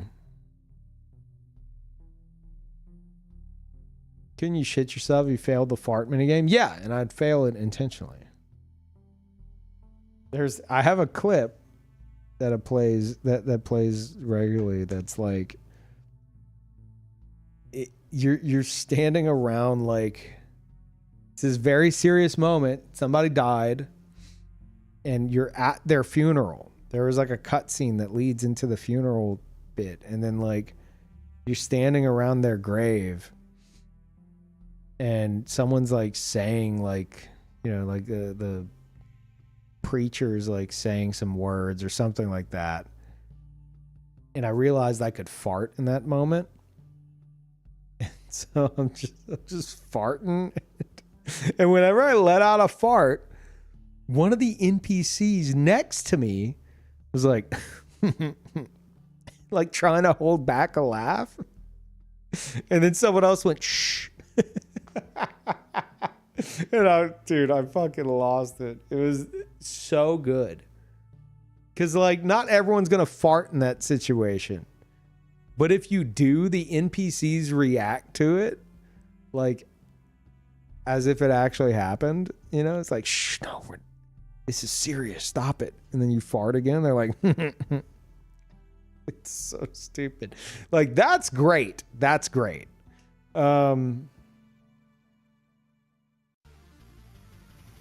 But like the fourth wall breaks to mimic the fucking Office. I don't know. I'm not a big Office guy. And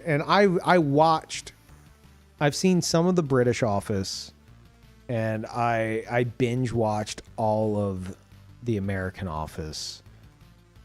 I don't know what possessed me to. It was entertaining. I do not like Michael Scott. I think Michael Scott is one of the most overrated characters of all time.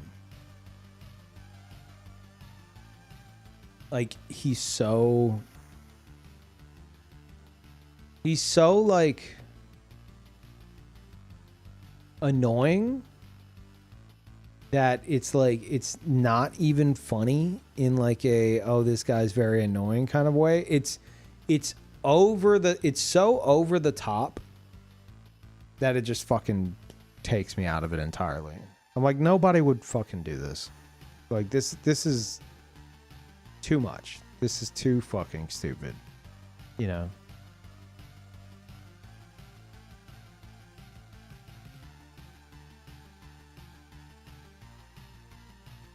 So, I don't know, Fable having like mockumentary style like Office references.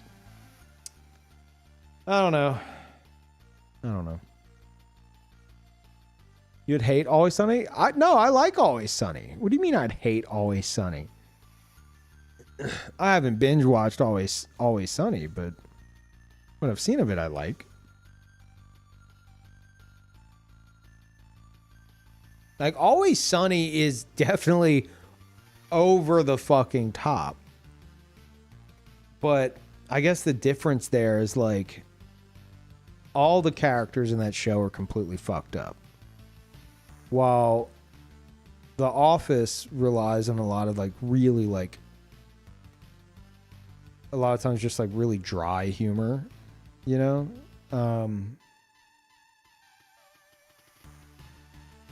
And you have some silly characters in there, but like two of them are like so over the top that the others have to react as if this is an actual situation happening.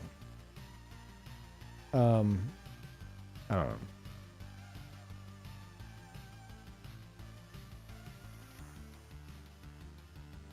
Like, a lot of stuff that Michael does, I'm like, okay, this is... It's like he turns into a fucking cartoon character and starts, like, slipping on banana peels and shit. Like, he doesn't actually... I mean, he might actually do that at some point. I don't know, but... I'm metaphorical banana peels.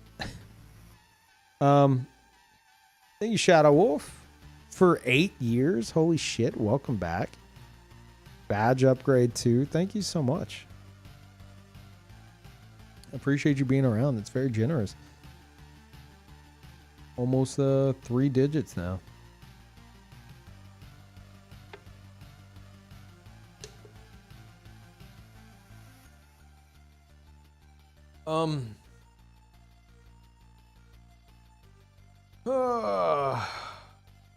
Well, if I'm not doing Code Vein, I guess I'll be doing it on maybe the 29th.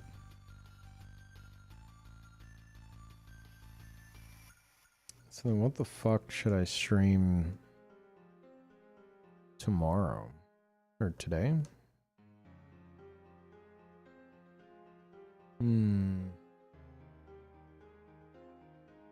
Isn't Neo 3 tomorrow? Wait, what? Does Neo 3 release tomorrow? I mean, I'm not playing it, but I didn't realize it was releasing so soon.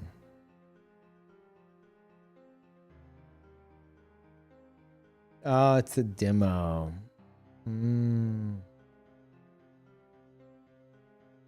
Yeah. We talked about that last stream, actually. I have no interest in Neo. If I get sponsored to check it out, I'll check it out, but like on my own, I don't know. I want Team Ninja to do more.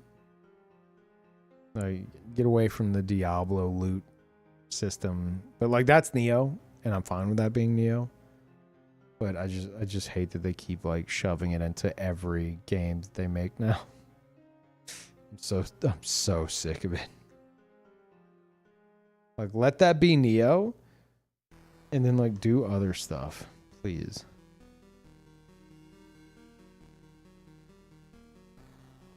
You know, like the new system? What? In Neo 3? I've seen a tiny bit of Neo 3, and what I've seen of Neo 3, it looks like it's the same thing. I know it's not technically the same thing, but it's what they do game to game. It's like, okay, here's Neo, but with a twist. And I'm so fucking tired of it. I'm so tired of it. And I feel like if they got rid of the Diablo loot shit and like the millions of micro stats and shit tied to it, that's like the entire reward system in the game that's supposed to give you the fucking dopamine. But if they get rid of that, and while we're at it, you know, a game that maybe isn't in the style of like, oh, well, this is a bunch of historical characters. Isn't that exciting? Like, just do something fresh. Do something fucking fresh. Please, please, Team Ninja. Please do something fresh. Ninja Gaiden 4, I hear is great, and I'm interested in that. But that technically was not Team Ninja. That was, what, Platinum, right? I'm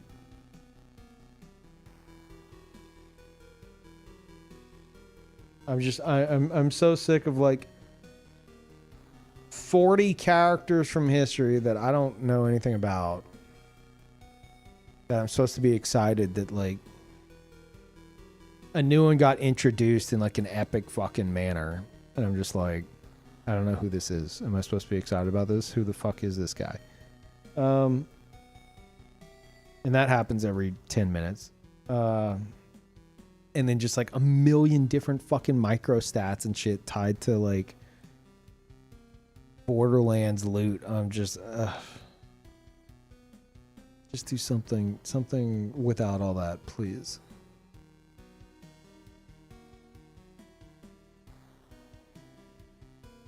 I did play Metal Gear Rising. The VODs might be on Beats channel. Exclamation point VODs. One of those is Beat Zero's channel. You'd have to go to the Peeve playlist there and then just like mass scroll down and then search for Metal Gear Rising. Just, I guess, probably just type in Rising. I don't know if they're all going to be there. One of the DLCs should be there. I don't know if you're going to get the whole thing. I have them saved, but they might not be uploaded.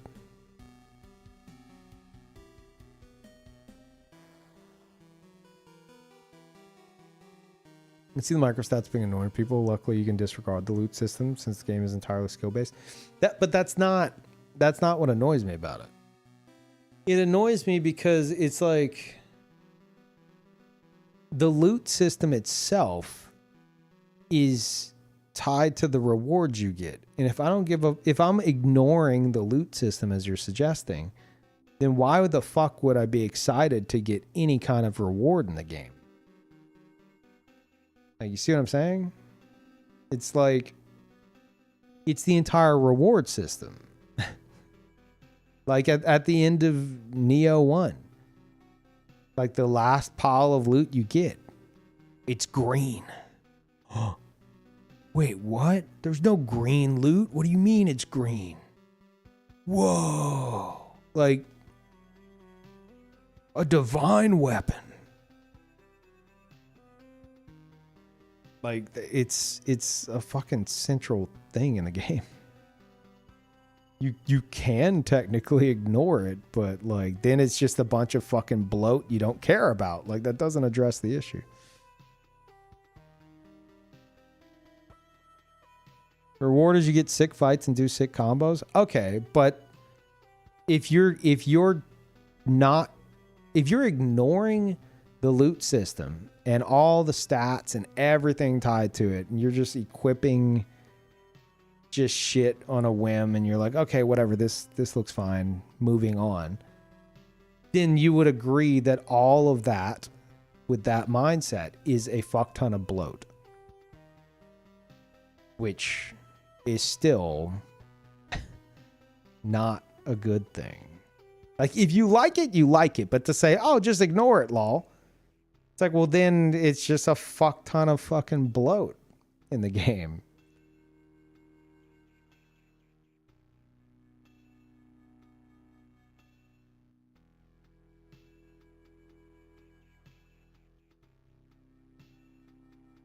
Funny thing is, Peeve, you got a rarity above divine.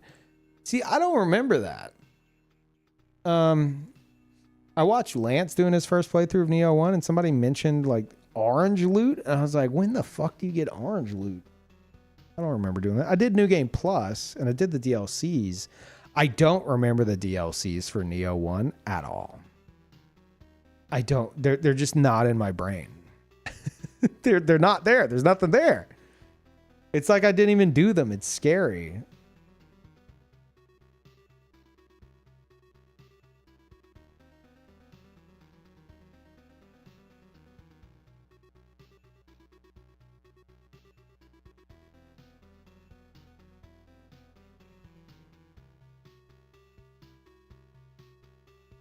Neo 1 had DLC? Yeah.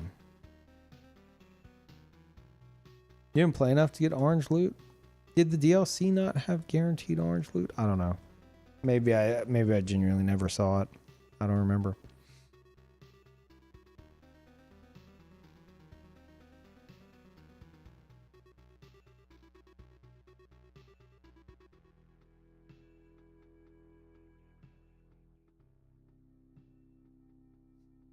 My pal and I who love Neo. Wait, my pal who loves Neo and I agree.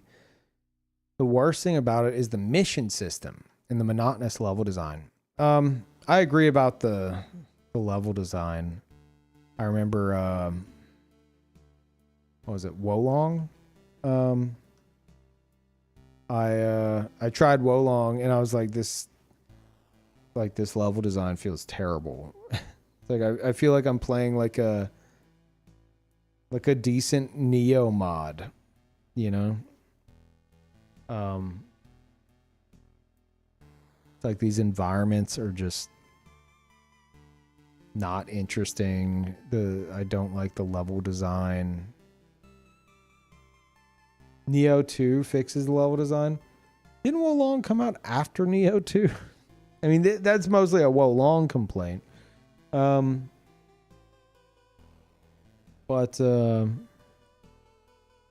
yeah, I hear nothing but great things about Neo 2. I just wish I didn't play Neo 1 and I instead played Neo 2. Because by Neo 2, I got into it for a bit and then I just realized it's like I'm already sick of this.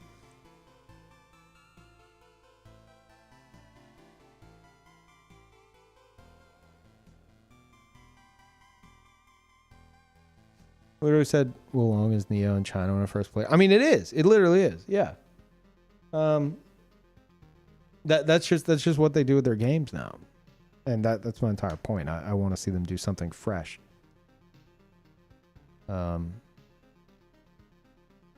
Unless we're considering Ninja Gaiden 4, you know, if we're pretending Platinum isn't involved in that. And the reason it is what it is. In terms of like Team Ninja itself, whatever their next non-Neo title is that they're doing, like I'm hoping it's a step away from their norm. But I don't think it will be. They seem intent on sticking with this.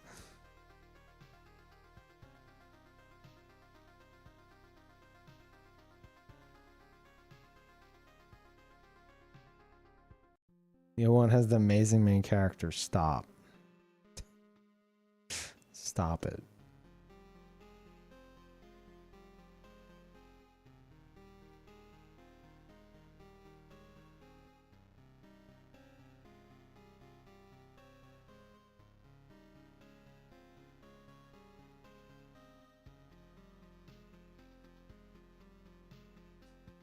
Team Ninja themselves are not that great in my opinion. They're stuck in 2008 era.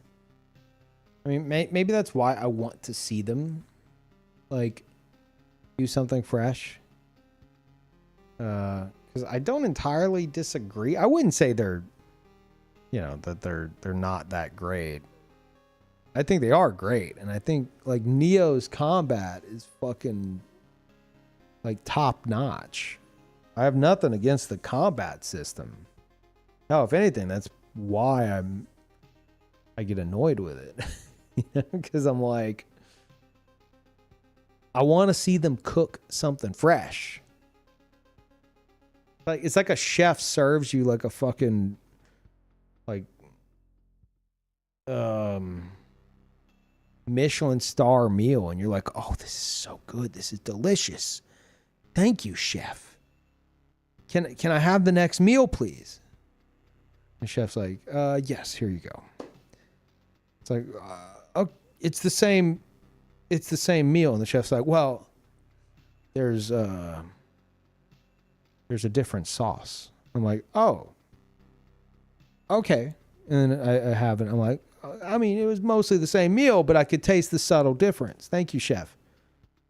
And it's like, you come back the next day. It's like, okay, what did you cook for me today, chef? It's like, here you go. And it's the exact same meal, but with a slightly different sauce. And it's like, okay. After a few years of that, you know, like, okay, chef, look, you're really good at cooking this one meal, right? And the chef's like, thank you. I work really hard on it. It's like, I can tell. It's the only fucking meal you cook. Can we cook something else today? Chef looks at you like, what do you mean? What is this not What do you mean something else? Get out of my restaurant. It's like, what? Just asking, man. Like, it's a good meal. I just want something else.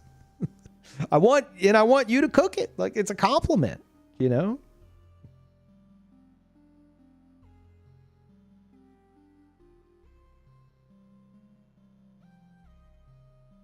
I want to see them cook Jack Chaos 2 or whatever the game was called. Stranger Paradise. I found out last time we had this conversation, I think last stream, that apparently Stranger Paradise also had Neo tier loot, which I had no fucking idea. That's so weird to me. It's a fucking Final Fantasy game. Like, you didn't have to do that, but somebody said that like it worked with like the job system and stuff, so whatever, I guess. Let's go to a different restaurant if you want something else. I mean, sure, I guess. But I don't know, man. Like, I don't think it's just me. Like, that's what I'm saying. I don't think it's just me. If every game Team Ninja puts out like is just the same thing, I think people are just gonna they will always have their dedicated audience, but that's just gonna shrink more and more.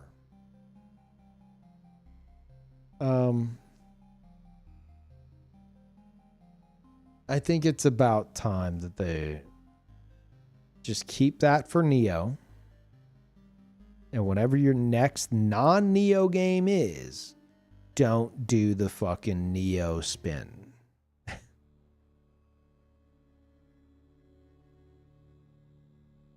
The same about From Software. We've talked about this. It's different with From Software games because you're looking at like the stats and stuff that they have, even if you include all the stats like vitality, endurance, strength, dex, etc., include all that, and you include all like the defense absorption and poise and all these systems, it's still going to be a drop in the bucket compared to like the millions of fucking micromanagement stats and shit involved with Neo loot systems. Like, and then like the different sets that are all parts, like they all have extra stats on top of that. And then there's the stat, there's like another menu where you're getting like 0.2% more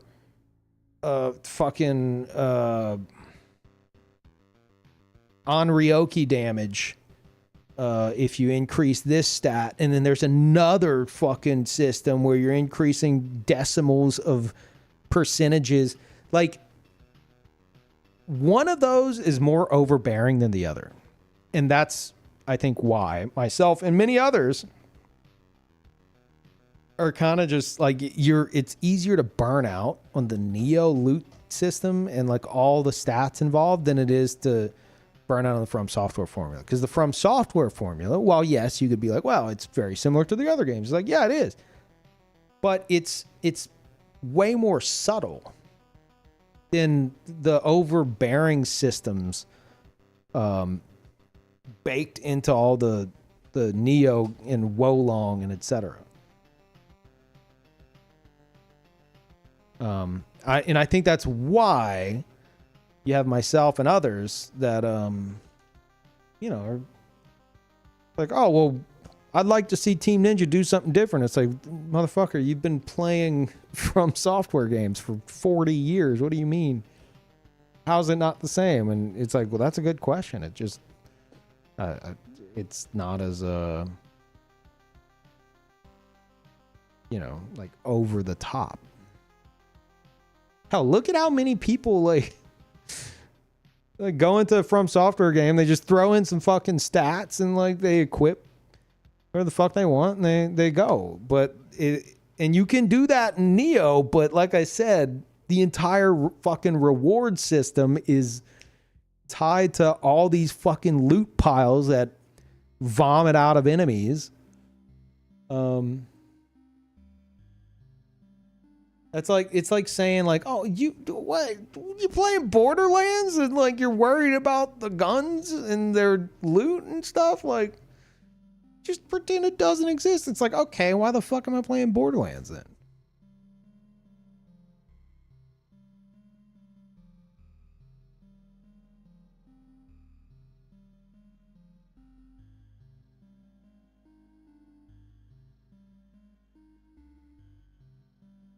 Yeah, I would say Neo's, well, Team Ninja's like story and characters and settings and stuff are also like,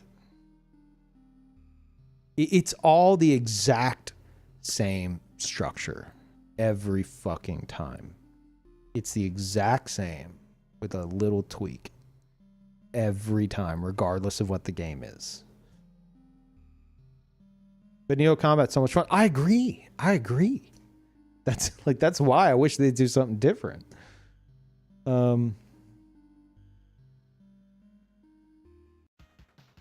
Yeah, I remember like key pulsing with like, what is it, flux, like switching between the stances and stuff, and like with the single katana in Neo 1, and you're like doing those fucking twirls and shit around enemies. Like, it's great. But I feel like you can have something similar to that without the fucking Diablo loot. And while we're at it, the same story structure. Like, it's the same game every fucking time.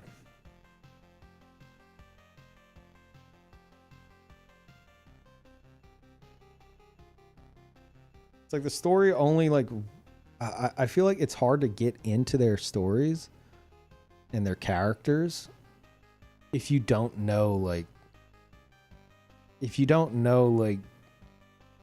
the history of the setting, you know? Like, if you don't know who like Lu Bu is and he shows up in Wolong, like, if you know who he is, people are like, oh my god, it's Lu Bu, holy shit, there he is. But if you don't know who he is, it's like, who the fuck's this guy? Like, they just introduced like three new characters like 5 minutes ago. Who the fuck's this guy now? And why am I supposed to be excited about him?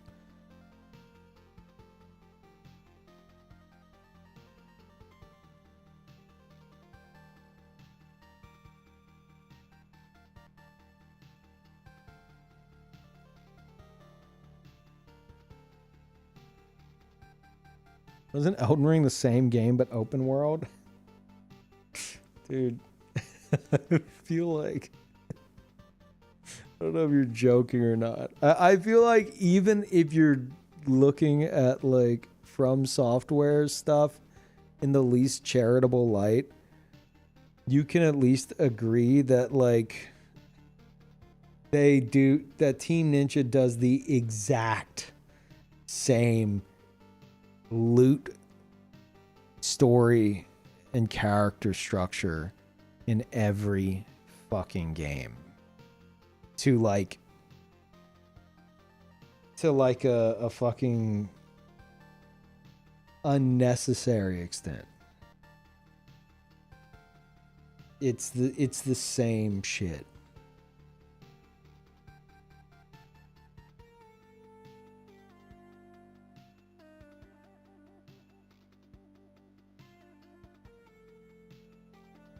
It's okay when From does it with patches. No, I'm not even talking. What do you mean patches? What does patches have to do with this? Because there's a patches in every game. That's not even. That's not even what I'm talking about. It's not even relevant.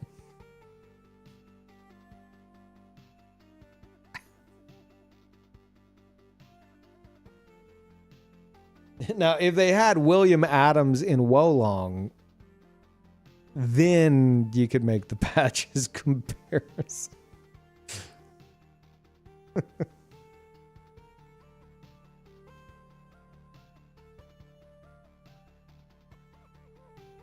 Loot in those games is egregious. I can't lie. Yeah. I just, again, keep it for Neo, but I don't know.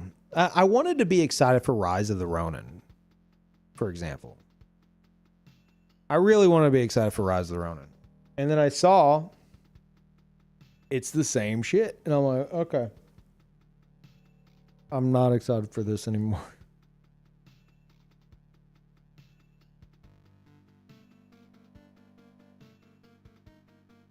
It's like, but Peeve, you get to meet Matthew Perry, not the one from Friends, like the historical, like Matthew Perry that visited Japan.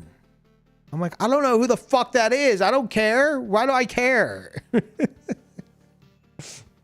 Well, I mean, okay, but like you can fuck him. I'm like, well, what? Like, yeah, you could fuck anybody in that game. I'm like, okay, great. Well, that changes everything. I watched Lance McDonald play it. He was trying to have sex with everybody in the game. Apparently you can romance like anyone in the fucking game.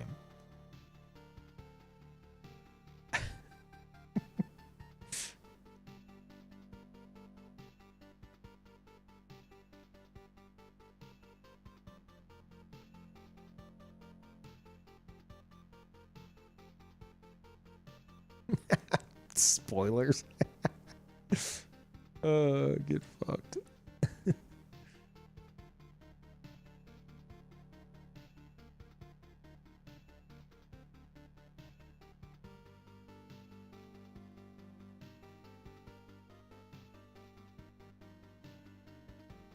Not gonna lie, Gib, you had me going in the first half there. I was like, what the fuck is he talking about?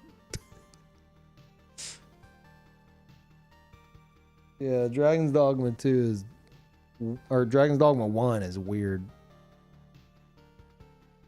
You can accidentally romance like anybody. I got Masterworks. I heard of some other people having some really weird ones.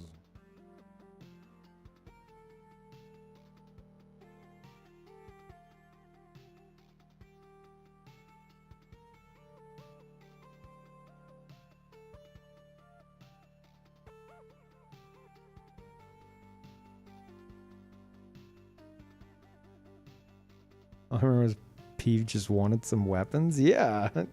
I literally I bought weapons from the guy and I gave him like the upgrade things to upgrade the shop. And then he vanished.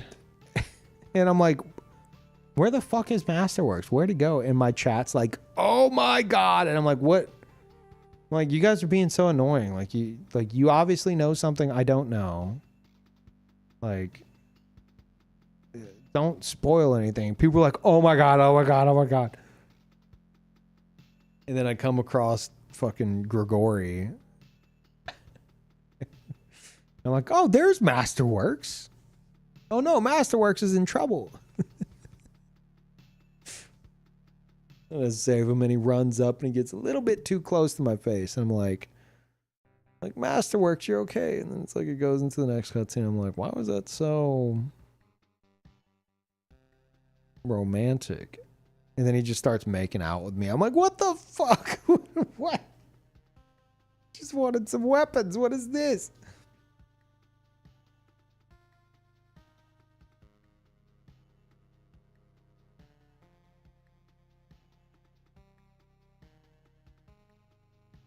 He had a wife, Peeve? Well, not anymore. He's my wife now, I guess.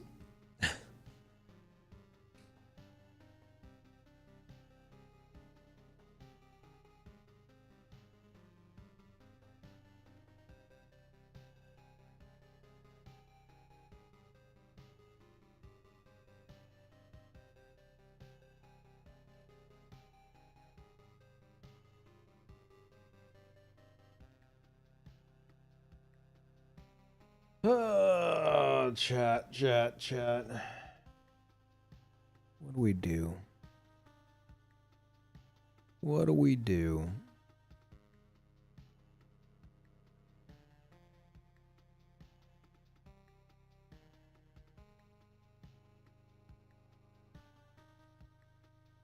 Hey, has anyone played the Animal Crossing update? How was it? Zero chance you're trying Neo 3? I will try Neo 3 if I'm sponsored to. And that's not like, don't take that from like a pure sellout perspective. It's like, I don't have anything against Neo 3. So if they're like, hey, we'll pay you to check it out, I'll be like, yeah, cool. Yeah, I'll fucking try it. But like on my own accord, I'm just, man, I'm too burnt out to care. You know, I'm sure it's going to be a great game for those interested. It's like my desire to do some Neo combat is just killed by, you know, the same fucking structure they always have. But those y'all who love it, you know, more power to you. I'm not saying it's a shit game or anything. I'm saying I just want Team Ninja to do something a bit more fresh with their next title. Because I like them. I have a Team Ninja jacket from 1991? 92? 91?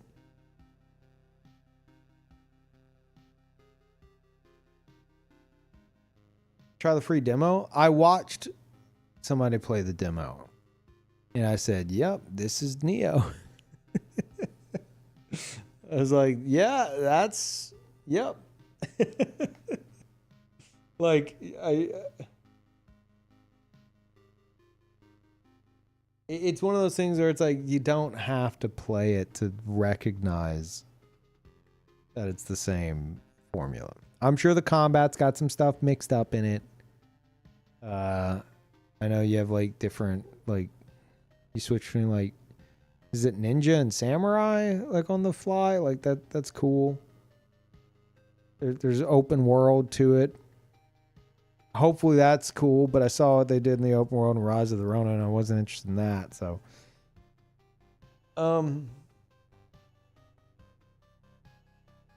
Yeah.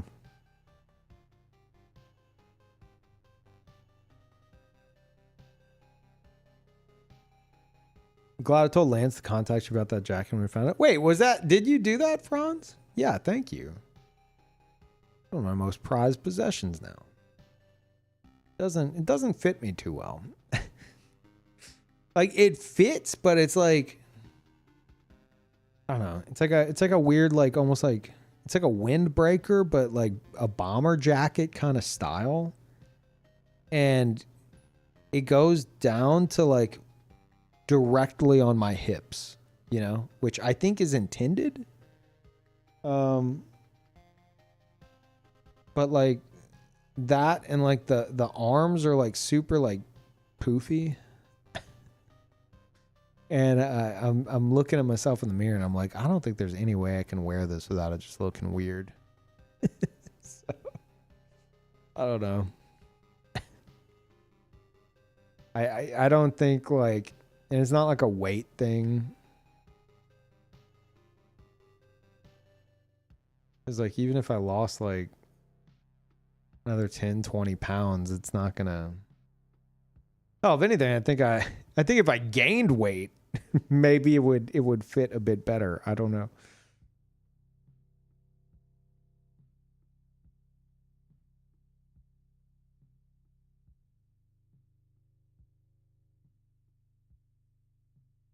What gamer's jacket says Team Ninja? I don't feel like digging through all this shit. I have a picture of it. Maybe I can. No, it's not on this scene. It's a Team Ninja jacket. From the, it was given to the staff of it was given to the staff for Ninja Gaiden 2. Like NES Ninja Gaiden 2. So it says like Ninja Gaiden 2 what is it? The Dark Sword of Chaos or something on the back, and it says, I think it gives like a description of it. And then on the front there's this really fucking cool like patch of like Ryu holding out his sword, and it says like 1990 1991 or 1992 Team Ninja staff or something. It's really fucking cool. And it's in perfect condition. The jacket's like 30 something years old and it's in perfect condition. It's scary. And I'm like, well, I'm not the type to just like collect something and then never use it because like I'm scared of like ruining it or something. I wanted to wear it, but it fits weird. It's a weird fit. So we're waiting for the code vein code. No, all of GG staff is asleep, so I can't get the code tonight. So we're just hanging out.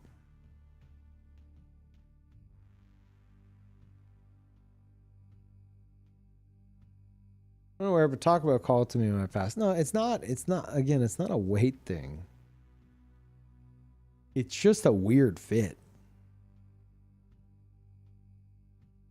It's a really weird fit.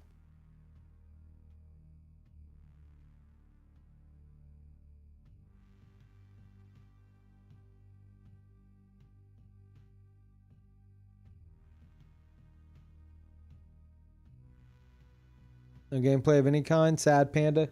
Yeah, I don't think so. I think we're just hanging. I don't know how much longer I'll be going. I'm fucking tired. Like I said, my stomach wasn't cooperating with me today, and it's one of those days where I'm just exhausted. I've exhausted myself.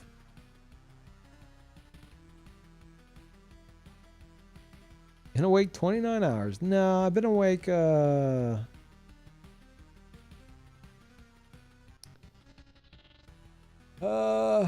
probably like 16.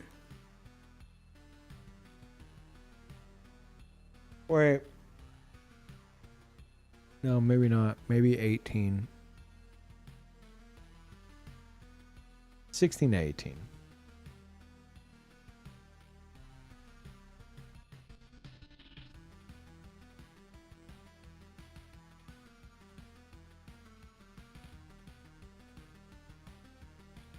Yeah, let me hop on High Guard. You guys gonna watch me play High Guard?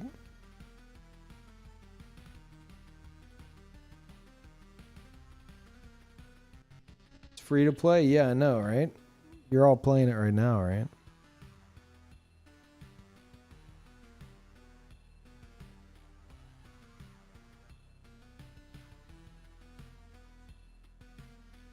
Jeff said you have to. Do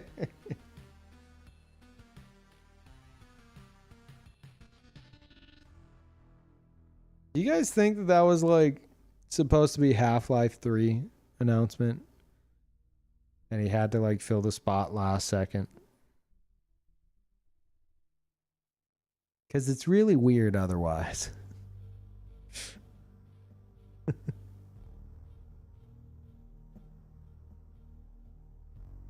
It's your Minecraft game you're playing? No, that's Hightail. I see how you get that confused. High Guard is a new like it's a new like 3v3 shooter that Jeff Keighley put in like the main game awards, like one more announcement spot. And it's not great, apparently.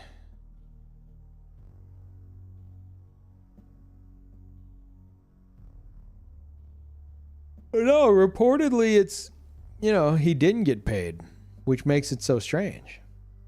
It's like a slot that would have cost like millions of dollars, and he just gave it to High Guard for free. It's weird.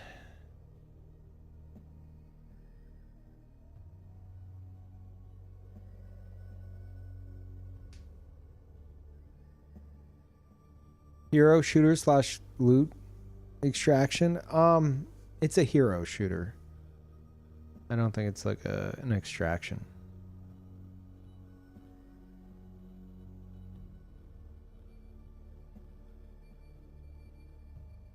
I saw they have one character that's like a dude bro, and I'm like, ugh. I forget what he says whenever you go to select him, but he like, I think he like pounds his chest and he throws up a peace sign. I'm like, this guy sucks.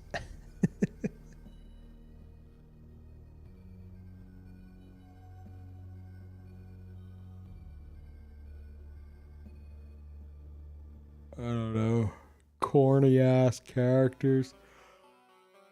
Oh.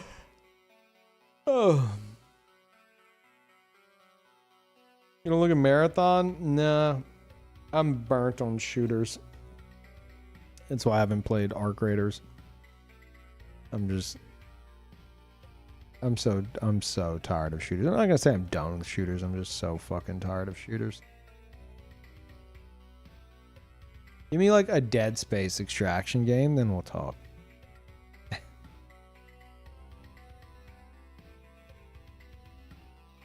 Like, at the very least,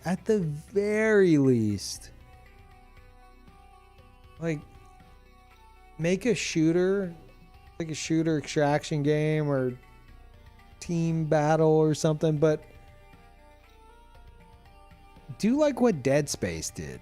Like, Dead Space, one of the really interesting things, for me at least, of Dead Space is like, the guns you have are like, they're mining tools, right? And you're not just trying to like headshot the enemy. You're having to like use the literal plasma cutter and like the line gun and all these things, the Ripper, like you use them to dismember necromorphs. Like, you have to shoot their limbs off as opposed to like just shoot them in the head. And I love that. That's just very interesting. So like, at the very least, if you're gonna make like a shooter in 2026, like at least make the guns like, you know, more interesting than like a fucking assault rifle. Like, the most boring gun in Dead Space was the fucking pulse rifle because it was just an assault rifle.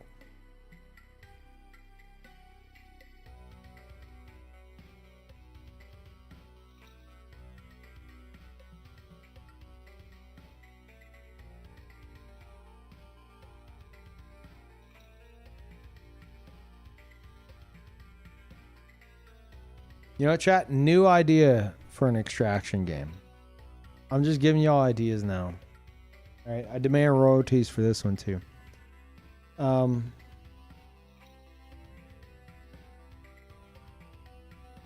It's a shooter. But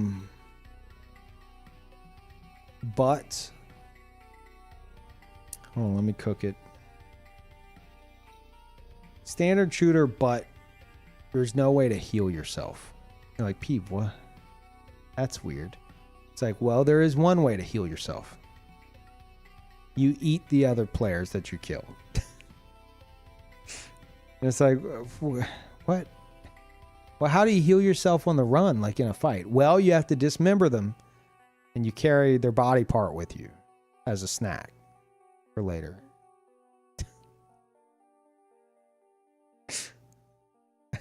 That's the game. Isn't Hunt Showdown like? No, what? You don't eat other people in Hunt Showdown.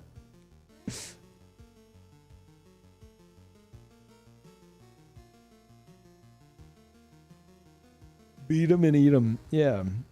If you can't beat them, eat them. That could be the promotion for it.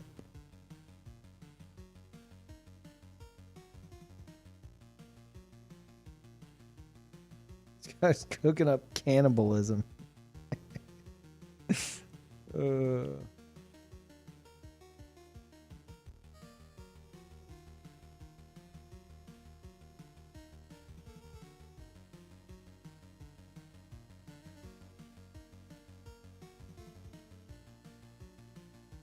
Third party eating for free. Oh man, you come across two teams that fought each other. Oh no. The bodies would decay really fast. So it's like, it depends on how fresh they were.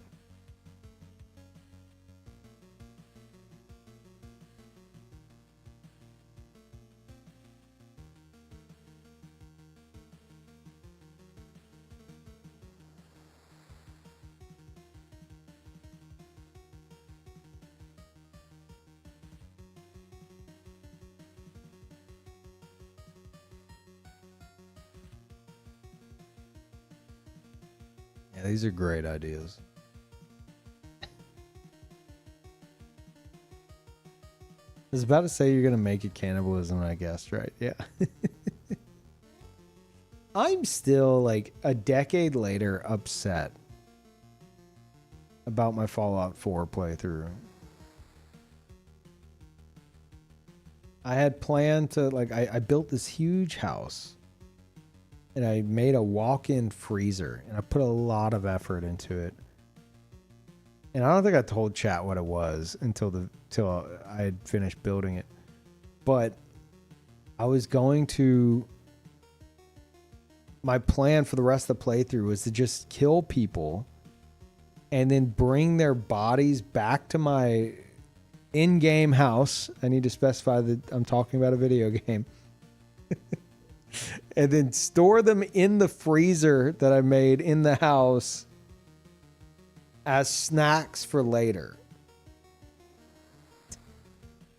But it doesn't work like that. I think you can't, like, you couldn't, like, carry bodies, like, very far without them disappearing or some shit. I was so upset. Playthrough ruined.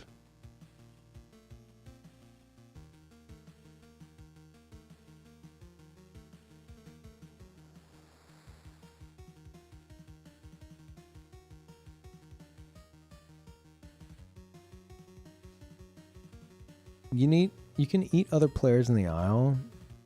Get to be a dinosaur better than a shooter.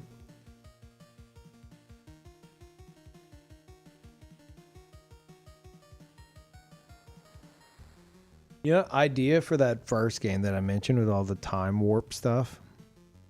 And it has the dinosaur that can eat you.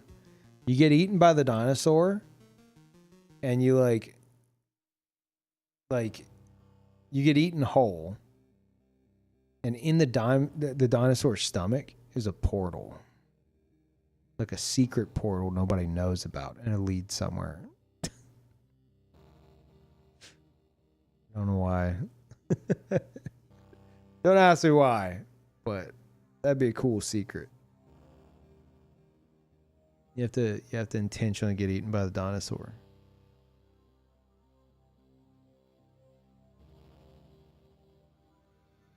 The portal leads out of its ass. Portal to the toilet. No, Kluma beat you to it.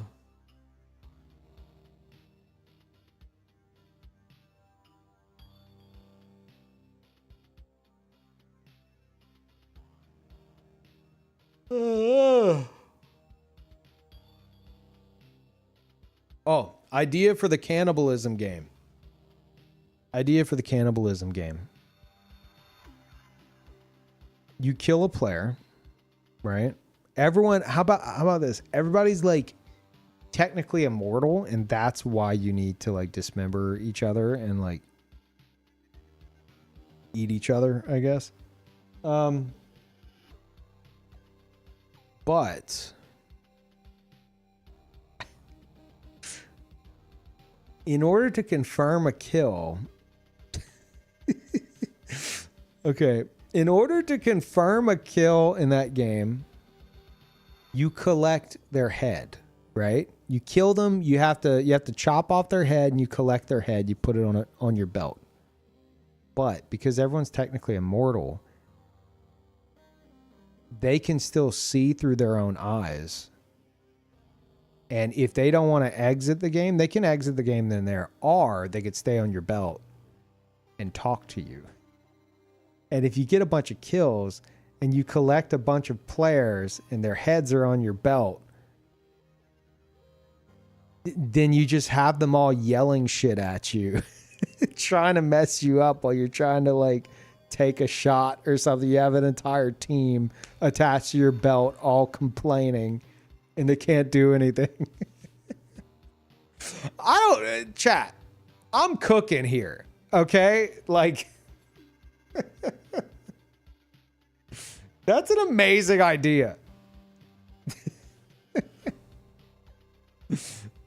You like, if you're imagine someone really good at shooters or whatever the game ends up being, and they like, it's like these huge battles, right?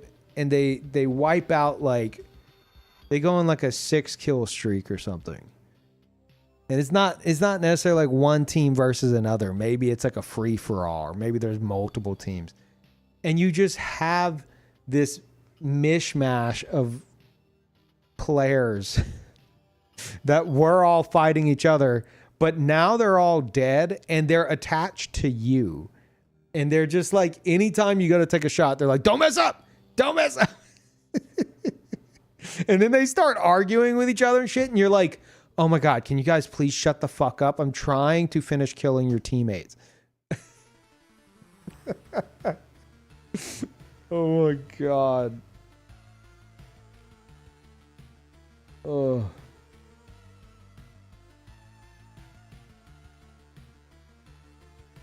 Totally wouldn't cause streamers to get banned.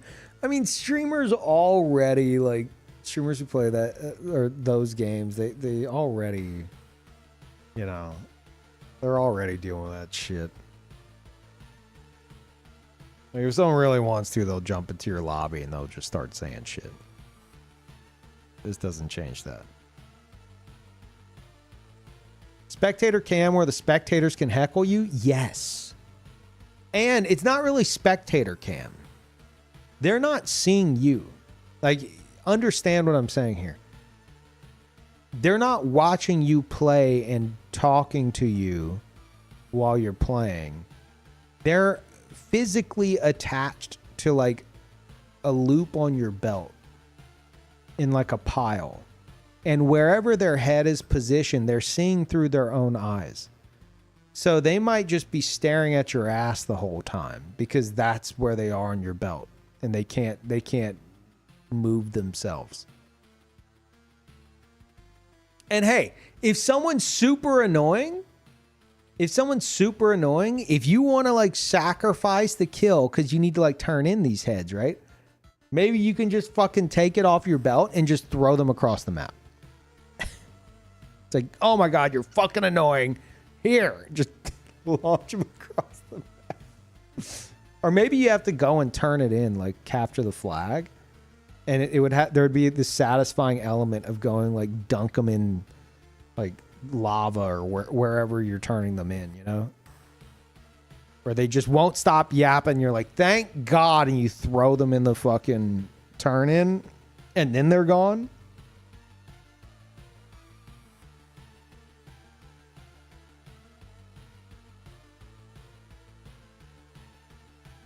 Zombie voice filter for the heads? No. No, I think it just needs to be like everyone in the game is technically immortal. And so you chop their head and it's just a talking head. And you collect a bunch of them. They're just really fucking annoying. And yeah, you go and you turn them in to like collect your point. The game's called Headhunters. There you go. There you go. This isn't a real game. This game I just made up. Yeah, you go and you turn it in. But if you wanted to, like you could do like one at a time. But if you wanted to, you could collect a bunch of heads and just make things really fucking annoying for yourself, I guess.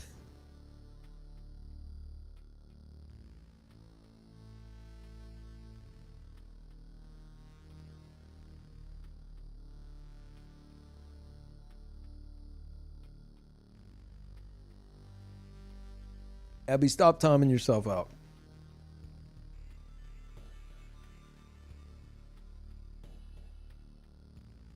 Parl is completely stretched out. Does anyone else have a cat that like steals your armrest? Because Parl will like lay across me, and then like he's learned to like rest his head on the armrest itself, like a pillow. What are you doing, bud?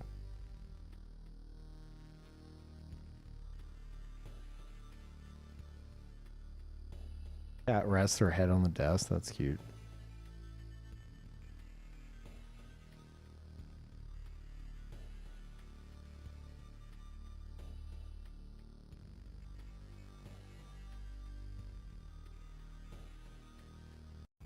Oh. Okay. Well, this stream was a bit of a bust.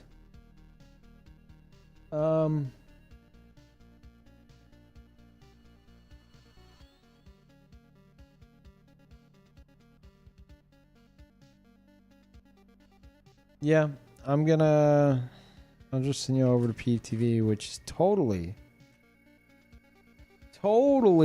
Breath of the Wild, like the title suggests.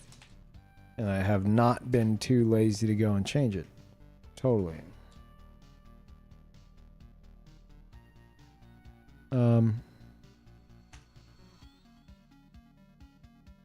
Excellent Code Vein 2 stream. Good stuff. Thanks.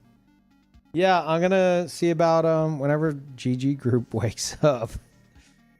Apparently, like maybe the PC codes haven't gone out yet, so I don't know. Nobody told me anything though. So I went live. I'm like, okay, let me grab my code, and it's like, well, it's not there. I'm like, okay. So it'll either be later tonight or ideally I'll see about doing it on Thursday, because technically the campaign goes to the 29th, so I don't see there being any issue with that.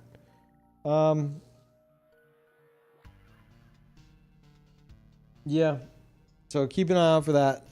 But I would like to stream later today after I get some sleep, so yeah. Anyway, I'll see you guys next time with some actual gameplay of something next stream. Bye everybody.